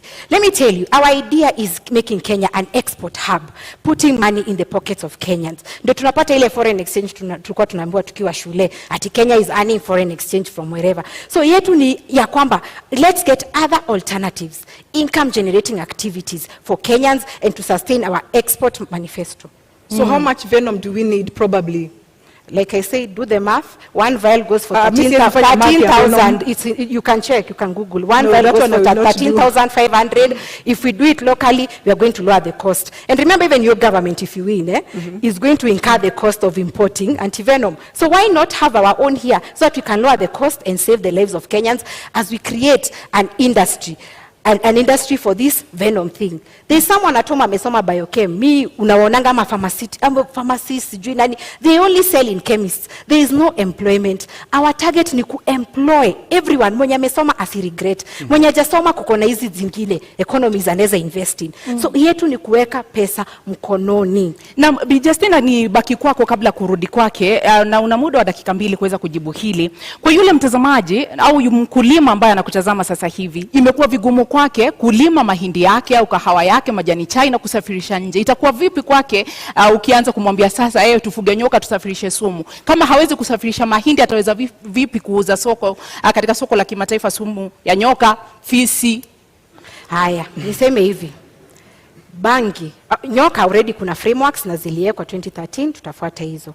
But bangi, ile challenge mkulima sasa yako nayo, tukaangalia kama ni farmer, kuna watu wanaitwa KTDA au Coffee Board au wote. They come here, they take your produce, they go sell it and then come back to pay you. Many times wanakuja wanakuambia, you owe us. Unaona? And that is why farmers wanakasirika, wanasema hii ni ya nini? Our idea of marijuana, because this is fresh, snakes is in the law. Idea of marijuana is we are going to cut down this brokers, these KTDAs atuataki. Hii tunasema buyer representative anakuja kwa gate yako. If you've sold 50 kgs, we are going to ensure ananunua according to the price, market price. You're given your money cash, as opposed to venye KTDA inapatianga farmers annually. This farmer needs to educate their children, anataka kusustain maisha yake. That is why farming is no longer lucrative. So we are going to cut off the brokers au watu wote wapo katikati, na buyer representative kama ananunua, anakuja kwa farm gate, anachukua produce, anapatia cash, unajipanga na pesa yako. Na hao nyoka wataiko wapi? Ni kwamba mtajenga vibanda. Unajua sasa hivi ukienda kule mashambani, kila mtu ana mahali ambapo anaweka kondoo, ng'ombe. Kwa hivyo sasa utajenga pia panyoka, fisi na vitu vingine. Na hii agenda yetu inaleta msisimuko. But I'm happy because Kenyans are opening up their mindset. Maneno ya nyoka. There is the Wildlife Conservation Act 2013 that stipulates the process and the procedures and the systems. KWS itakuja kwako. You show interest, yeah? Expression of interest. Before they give you a license, wanakuja kwako na wana inspect. So hiyo sitaongelea sana because already the law was passed by parliament. But this is the idea. Unaenda express interest, unaambiwa before upewe license, they have to inspect your premises. Can you afford? So we are going to use KWS, and Kenya is not devoid of experts. Wako, watatusaidia on how best we can cash in on this. Na nimesema, it is being done because we import venom from South Africa and India. They are doing it. Why not us? Ruth, utafuga nyoka? I think for Agano Party, our governance, we leave the snakes to the zoo. Tunakuja kuziona, tunaziangalia, tunasoma. That's good for us. Pesa nayo. Justina, Yes. I'm looking at this from a practical point of view. Yes. If you want to introduce, let's say, tea farming or maize farming, you give farmers seeds, fertilizer, and everything else. So what will you give to somebody who wants to engage in snake rearing? What will we give? Yeah. Like I said, Gashori, the law was passed in 2013. KWS, we are not doing it at Justina or Professor Wajakoya. No, there are regulations in place. Hao ndio wataenda na KWS will advise them as it is mali watatoa hiyo nyoka because there's already a research process in place wako hapa Ngong Road ni a government, it's government owned, nina support KWS in this process. So what we are saying, hatutapeana nyoka. Justina Wamae or Wajakoya won't go and give snakes. No, we will work with the experts, and Kenya haikosi our experts. We'll work with KWS, but the fact is we have amplified the voice that this is an alternative income generating activity. Una la kuongeza kabla tu? Naona KWS wako na kazi mingi ahead of their government, ya afisi na ya nyoka. For us, we are safe again. We leave them in the zoo. They were expecting, the law is there, the Wildlife Conservation Act 2013. Those were just my remarks. Yeah. Naam, tuingie katika mada yetu ya mwisho katika mjadala huu wa leo ambayo inahusu kinyang'anyiro hiki ambapo kipo, namna siasa zinavyoendeshwa. Kwa mtazamo wako Bi Ruth, katika muda wa dakika 2, unapoangalia jinsi kampeni zinavyoendeshwa, jinsi uongozi unavyoendeshwa humo nchini Kenya, kama mgeni katika ulingo wa siasa na katika masuala haya yote, ni kipi ambacho unaona kinastahili kubadilishwa katika namna tunavyojiendesha? I would say that I have been a leader. One, I will not call myself a new politician in this field. I have been a leader from the time I was a young girl. And I almost actually got into the Nairobi gubernatorial in January 2021, a governor with David Mwaure. Lakini Kenyans and Nairobians know what happened. Iyo maneno ilisimamishwa. So what I would bring in different is to ensure that we get rid of this PR. Tumedanganya wa Kenya for too long. People have been asking hauna experience, but if the cost of experience is what has happened over the years, I'd rather come in as the new option. Mtu le amebadilika, mtu ako trustworthy, mtu ako na nafasi ya kubadilisha maisha ya Wakenya, kushughulikia wanawake, kupa wanawake sauti, even the youth. Wanarika pale nje wametengeneza jobless corners, but tunasema tunahitaji experience. No, I refuse what the stereotypes are talking about. Ninasema sisi tunakuja kuleta mabadiliko. Amkeni wa Kenya, tunakuja kuleta mabadiliko na uongozi mpya katika hii nchi. Ni baadhi ya mabadiliko kama yapi ambao unapendekeza Ruth? Kwa sababu unasema kuleta mabadiliko yapi? What should change? Corruption, Francis, corruption is big on us. You know, we cannot be able to change agriculture without curbing corruption. We cannot deal with sports. Look at what happened to Ferdinand. Ni corruption imefanya hii maneno ifanyike. He's a champion. He's going to represent a country. Lakini kuna wale wanatangulia kabla yeye. The person who is supposed to be bringing glory back to us is the person who is last. Is given last priority. Kwa hivyo haya mabadiliko sisi ndiposa tunaegemea upande wa corruption because it is a cancer in this country and we need to get rid of it. Let me give you some 60 more seconds. Haya mabadiliko unayozungumza, how will it affect health? How will it affect the young people who have no jobs? How will it affect infrastructure development na mambo kama hayo? Tukipambana na corruption, tutakuwa na operational capital. Remember, we'll be able to create jobs for the youth. Kuna wale wamefanya degree, 2,000 of them probably after every year wana graduate. Hawana makazi. Wakienda kutafuta kazi, they're being asked for 3 years experience. It is not bought over a shelf. tunataka kupatia the graduates nafasi waweze tunapatia graduates nafasi kuweza kuingia kwa makazi with a minimal experience with a minimal experience, which means tunaweka mikakati ya kuweza kuwapatia nafasi kuingia immediately after graduation. There's a graduation program. Na watu kama wa informal sector tunamsha the industries that have been dead. During COVID, we got to learn that we can make masks we can make locally masks. Kwa nini bado basi tunazileta? To employ wanarika walipo hapa ndani waweze kutengeneza mask. You can imagine we're even importing toothpicks. Situpatie wanarika in the informal sector nafasi waweze kujijenga pia. Justina, what should change about our way and mode of doing politics? Let me say this about health. Ukiangalia as it is, if you have for example, you're told to come for an MRI, to get an MRI scan or dialysis, ukiwa Turukana, you have to come to Nairobi for NHIF to give you authorization for that. Assuming you're very, very sick, so you have to come with someone. You travel from Turkana to Nairobi. Up until 2018, it was working. I don't know why it stopped. You come here to Nairobi, maybe upate watu ni wengi kwa NHIF office, so uende bado ulale, there's cost of even kuspend in Nairobi, and then you go back. What I'm thinking, the change we need in Roots Party, what we are pushing as Roots Party. Number one, NHIF zote in all localities and branches, can they authorize this thing? So that kama ni dialysis, kama ni MRI, we were told that machines were bought. Why should they come to Nairobi all the way from Turkana or Mandera for authorization in Nairobi? So that is the change we want. Number two, doctors are professionals. They should also have their own health service commission. They have been fighting for this. So as Roots Party, we are going to push for that. Wacha wajipange kama Judicial Service Commission, because health is very, very paramount in this country. Another thing which borders on devolution. Our idea as Roots Party is that we've seen that 15% is not possible because national government is not able to give county governments, and county governments are crying. When we say we are going to suspend the constitution, that comes into chapter 11 of devolution. What we want is for the counties, they are already organized in caucuses. Wajipange, they get their own revenue, wagawane according to their regions. They are only going to give national government ya roots 10%. Iyo, a doctor wa county atalipwa, suppliers who've been auctioned because they have not been paid watalipwa. Unaona, and service delivery ya county will be manageable. So that is the change we are pushing as Roots Party. Na Bi Ruth, katika kauli yako ya kumaliza una muda wa dakika 2, ni kipi ambacho mtakifanya tofauti na utawala ambao upo sasa katika kauli yako ya kufunga? Wakenya tunaleta transparency. Wakenya tunaleta uongozi mpya. Tunakuwa, we are the new broom. We are the people who are coming to clean up the corruption.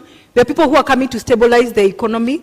We are concerned about our youth. We are concerned about the women plight, just as like the disabled, the people with disability. So give us the chance to take care of you. You are our bosses. It's paramount to know that you are our bosses. You are not the subject. So give us the vote and we shall bring in the change that we have been talking about. Kauli yako ya kufunga, Bi Justina. And I called for mindset change when tulikuwa tunaanza hii debate. Kenyans, let us respect the media owners. They have organized this debate.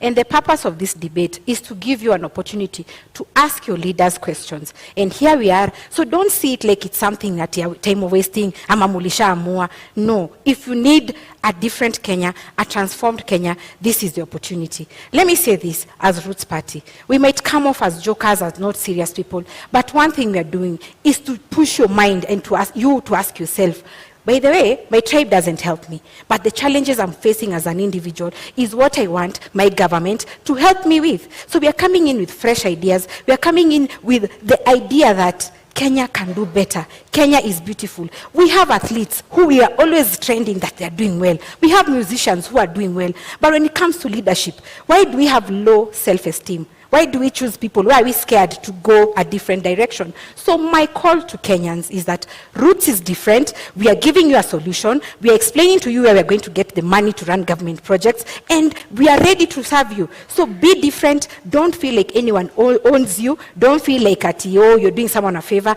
And for the 44 million undecided, I hope I've convinced you. And the ones who are decided, I hope I've converted you to vote for Roots Party, because this is the government and the party for the future. Thank you very much. Asanteni sana. Mnaweza kupokezana mkono. Thank you.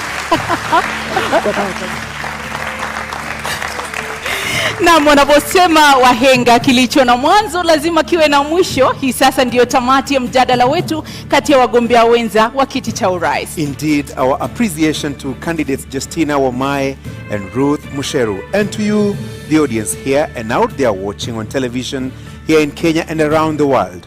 Thank you all. I'm Francis Gashuri of Citizen TV and Inoro TV. Nami naitwa Zubeida Kananu Kome kutoka KTN News. Usiku mwema.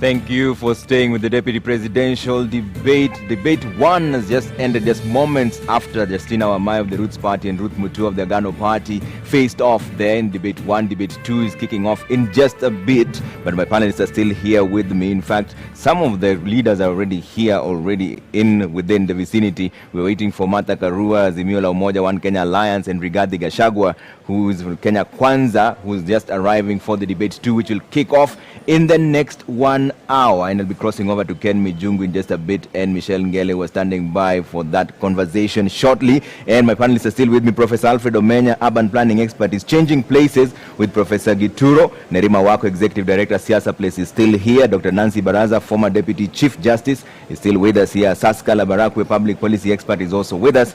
And Wanjiru Gikonyo, executive director, TISA, which is the Institute of Social Accountability. Just moments before this debate kicks in, the second debate, Wanjiru, who impressed you in the first debate and why? Well, I have to give my kudos to Justina. First of all, I think both were impressive, and it's a landmark that we have two women being able to hold this debate. Yeah. So that means out of all the candidates, we've got a total of 3 women as deputy. That is the trend we need when we are talking about gender inclusion. In terms of the debate, I'd have to give it to Justina. Yeah. I felt she argued her points very convincingly. I think she gave a lot of good background information. I've learned a lot. Yeah. But they both did well. Both did well. Asaska, who impressed you? To be honest with you, I give it to the Roots Party for making cannabis a national conversation in this debate this evening. Kudos. And I also picked up that she covered their manifesto very well, cutting across all the 10 points. And the other thing I noted is that the Roots Party manifesto is an outward-looking manifesto. Yeah. Because you'll find that she really focused on exporting hyena parts and dog and snake meat and anti-venom and all this. And they're looking at China particularly. That I find it quite interesting because China is one of the highest consumers of these exports. And because of this, she's really hammered it down on legalization of marijuana. Yeah. And she made it clear to Kenyans that, hey, we're not just going to work in an empty space, We'll have laws and regulations guiding the farming of marijuana. Yeah. So I found it very interesting and captivating. Dr. Baraza, were your expectations met? Are you convinced now? You're waiting to be convinced whether this is an alternative option.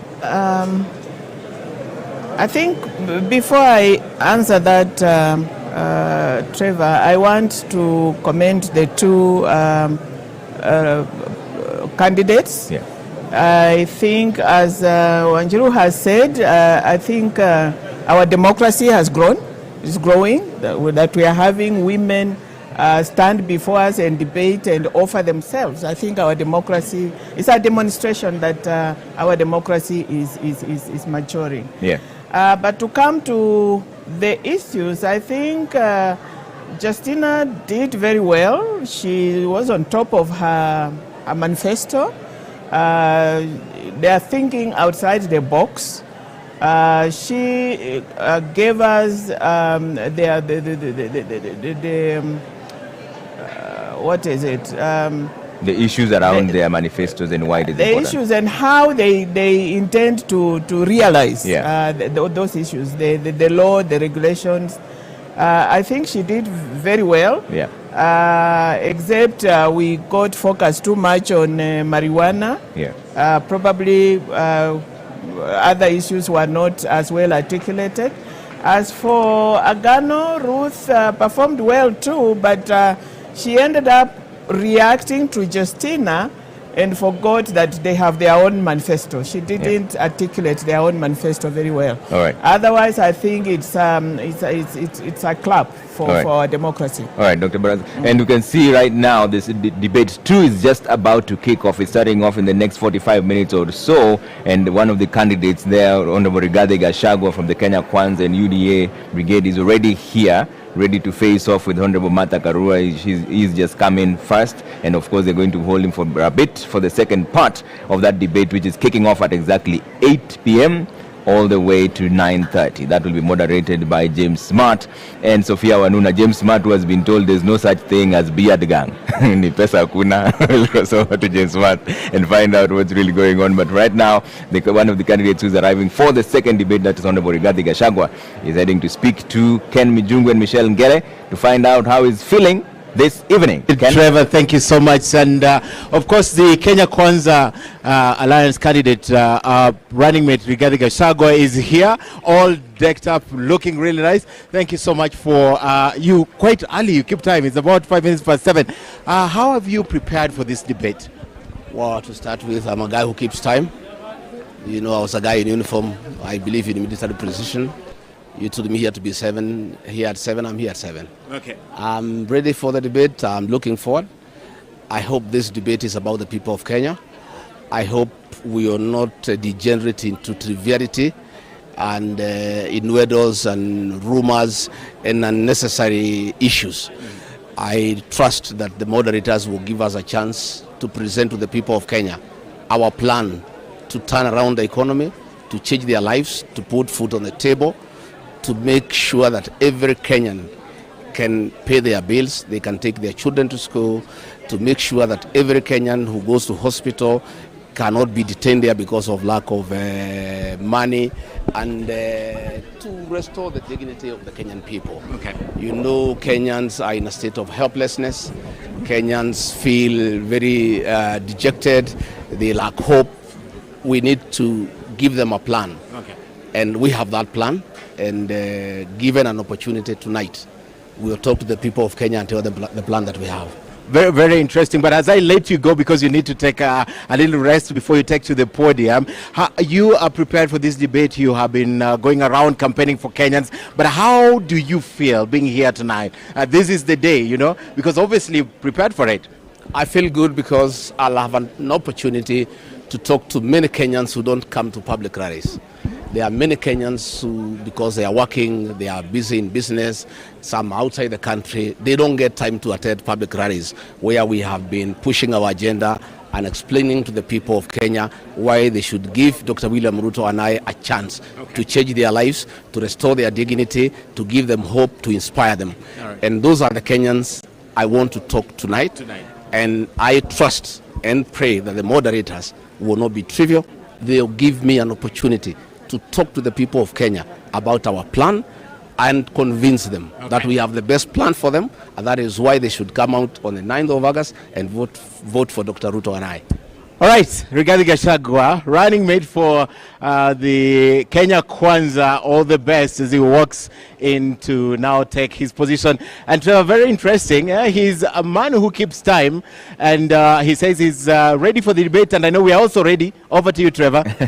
Thanks, Ken. We're absolutely ready for debate 2. This is just moments after debate 1 has just finished. Justina Wamai of the Roots Party and Ruth Mutua were facing off. Now debate 2 is kicking off in the next 45 minutes or so. That's at 8 p.m. They're going all the way to 9:30, and the first candidate has already arrived. That's Honorable Rigathi Gachagua. Nerima, coming to you now, just post the first debate. Who impressed you and why? Well, I would have to say that as well. I agree. I believe it was Justina Wamai. You could clearly see in the way she articulated herself that politics is something that she is well versed and used to. She was able to use very personal stories. She identified with the people, the audience. A lot of times with her responses, you could hear the audience chiming in and laughing. But also the fact that she had tried to stand in Mavoko and also applied for a permanent secretary position. It shows you that even in her articulation of responses, she could see how things work within the counties. Okay. And Nerima, I'm going to ask you to hold that thought. Now the interruption comes to you for the first time. At least that's one vote on your side. Let's go somewhere to Busara Naman, who's standing by with Justina Wamai of the Roots Party post the first debate, and let's find out how she's feeling. Busara? Naam, mtazamaji, bila shaka duru ya kwanza ama awamu ya kwanza mdahalo imetamatika na tayari tunajitayarisha kwa awamu ya pili. Lakini kabla hatujajitosa katika awamu ya pili, ni lazima tuweze kujua jinsi mambo yalivyokwenda katika awamu ya kwanza. Na hapa nipo na mgombea mwenza ambaye ni Justina Wamai, na pengine tu ningependa utueleze, je, unahisi vipi baada huo mdahalo? Na je, unahisi kwamba umeweza kuwashawishi wa Kenya? Asante sana Busara kwa hilo swali. Nikiingia hapa nilisema kazi yangu itakuwa kudestigmatize Roots Party manifesto na believe nimefanya hivyo. But wacha niseme hivi, Kenya imebadilika, wa Kenya wanataka leaders who understand them. Na ndio maana ilibidi nifanye a lot of research na ni present well ndio wa Kenya watuelewe. Another thing, Mkenya wa leo si ule wa kitambo. Nilipokuwa mdogo nilikuwa naona wanasema women in politics are not married. So the men in this country wako progressive, watasupport ideas, hata women empowerment ideas, and I need to thank personally my husband, my spouse, Bwana Alex, tuko naye huku kwa kunipatia hii opportunity ya ku choose and do what I love, which is public service and leadership. Nimefurahi sana. Naam, asante sana kwa kuja, asante kwa kuitikia mwito. Na mtazamaji, kufikia hapo na ningependa kumpisha mwenzangu Nimrod Tabu naye atueleze upande wake kuko vipi. Karibia kaka. Naam, asante sana Busara. Bila shaka nafikiri mgombea mwenza ameeleza vizuri. Ninaye mgombea mwenza pia mwingine alikuwa hapo katika jukwaa, Bi Ruth Mutua. Nafikiri pengine hisia za kwanza tu ulipowasili na mpaka sasa. Je, unasikia fursa hii umeitumia vizuri kuzungumza na wananchi? Manake kuna wengine ambao pengine walikuwa hawaja kuona kwa muda mrefu, kuchukua majukwaa kama haya na kuzungumzia manifesto.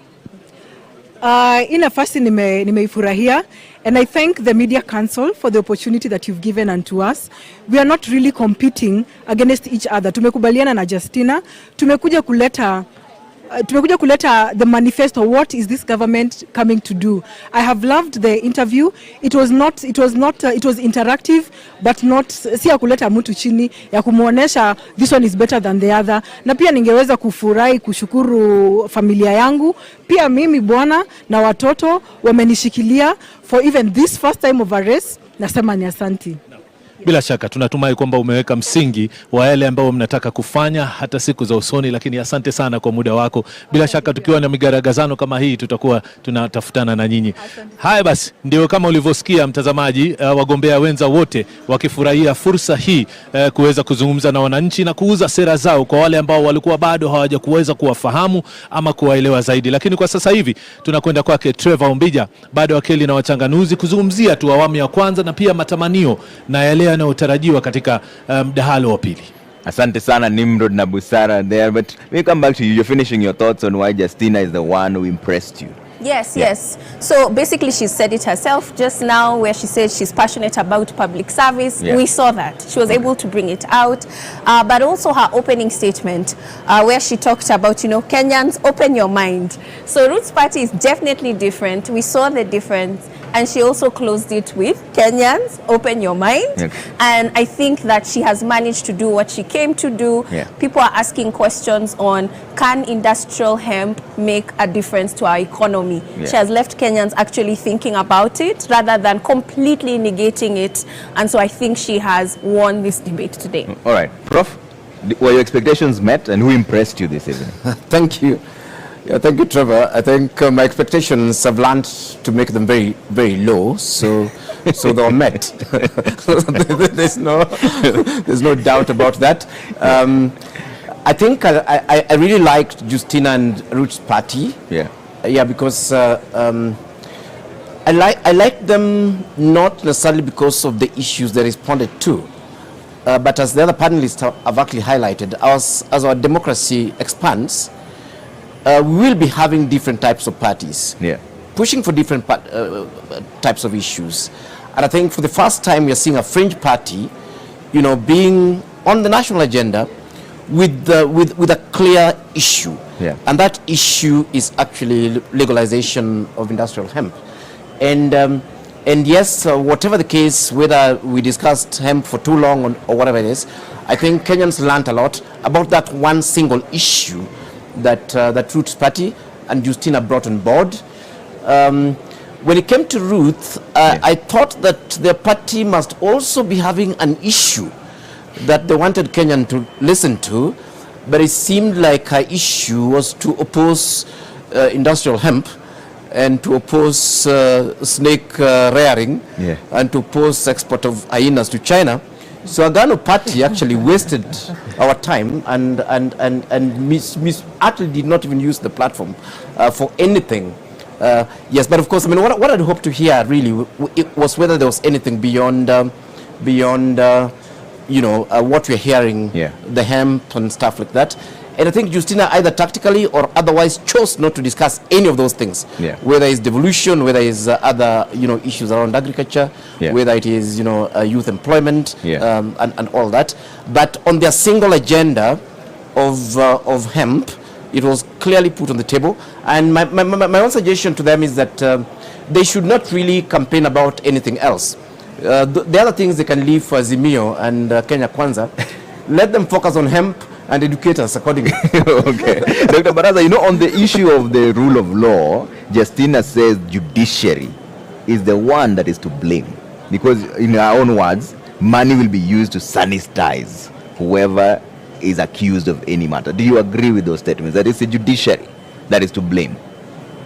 Before I go to the judiciary, I want to support my colleague there about Justina and her hemp.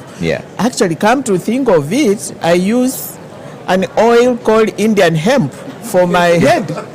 So if that hemp is the marijuana, then maybe she should focus there. I use Indian hemp on my head. The judiciary and Justina, I think, to a large extent, I think we need to pull up our socks in the judiciary. People, whether rightly or wrongly, they think the judiciary is the weakest link in our fight against corruption.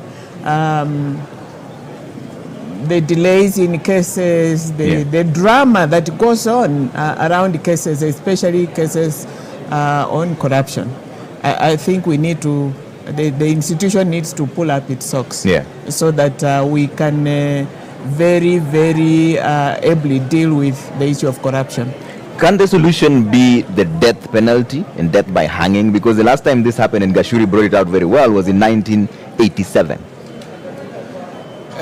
She says that will instill fear if it is brought back. We have the death penalty. It is there. It's not like it has been outlawed. It is there. And it is for capital offenses. I don't think corruption is a capital offense. So unless now we revisit it, but it is there. And I don't think it instills fear even in the murderers and the people who commit capital offenses. So I don't know. I think probably she needs to have given us more alternatives on how we can deal with corruption. But we've not seen the death penalty being used since 1987. It is not used. I think we develop cold feet when it comes to real hanging of people. So we have just put them there in committee. They are there, and nobody hangs them. Okay. So and it's true. We hanged last, I think, in 1987. 87. Yeah. All right. Let me bring in Wanjiru on this. Wanjiru, on the issue of judiciary, Justina says it's the judiciary that has failed Chapter 6 of the Constitution. Do you agree? Well, what I do agree is that we have a problem of corruption. And what I like about these two parties, unfortunately, too much time was spent on the Bangi issue. And not enough on the other issues. But if you look at the manifestos, there is the hanging provision in the Roots Party, and then the Agano Party really, actually their centerpiece is fighting corruption. And all their recommendations are kind of built around that. And what I like about that is they are forcing, they may be fringe parties, but they are putting an issue that Kenyans, that bedevils our society, but Kenyans also feel about, at the center stage. Because if you look at the larger parties, the Azimio party, of course, has, a human rights crusader and a governance crusader for the deputy. Yeah. But if you look at the manifesto proper, the proposals they have on fighting corruption have not been brought out. They are not quantified. They look like the platitudes that litter all our other proposals, copy paste, let us do this. So we are not getting action. If you look at the UDA manifesto, actually they're almost telling us, let's rethink this corruption thing, it's not that big a deal. They also have some good proposals to strengthen the redress institutions, but they're leaving out the leadership and integrity. So we need the fringe parties, and I hope they'll stay the course to keep this center stage. Is it the judiciary? Well, the judiciary is definitely a weak link. In fact, Transparency International did a study on the judiciary and found of all the institutions, it's possibly one where corruption is most rampant. But by the same token, part of the paradoxes of our governance, the judiciary has been the bulwark or the protector of the Constitution under this dispensation against an administration that was really violating the Constitution. So I wouldn't put it all on the judiciary, because we've got, how do cases start? Cases start in the administrative process, and there are administrative sanctions. We have a Commission on Administration of Justice.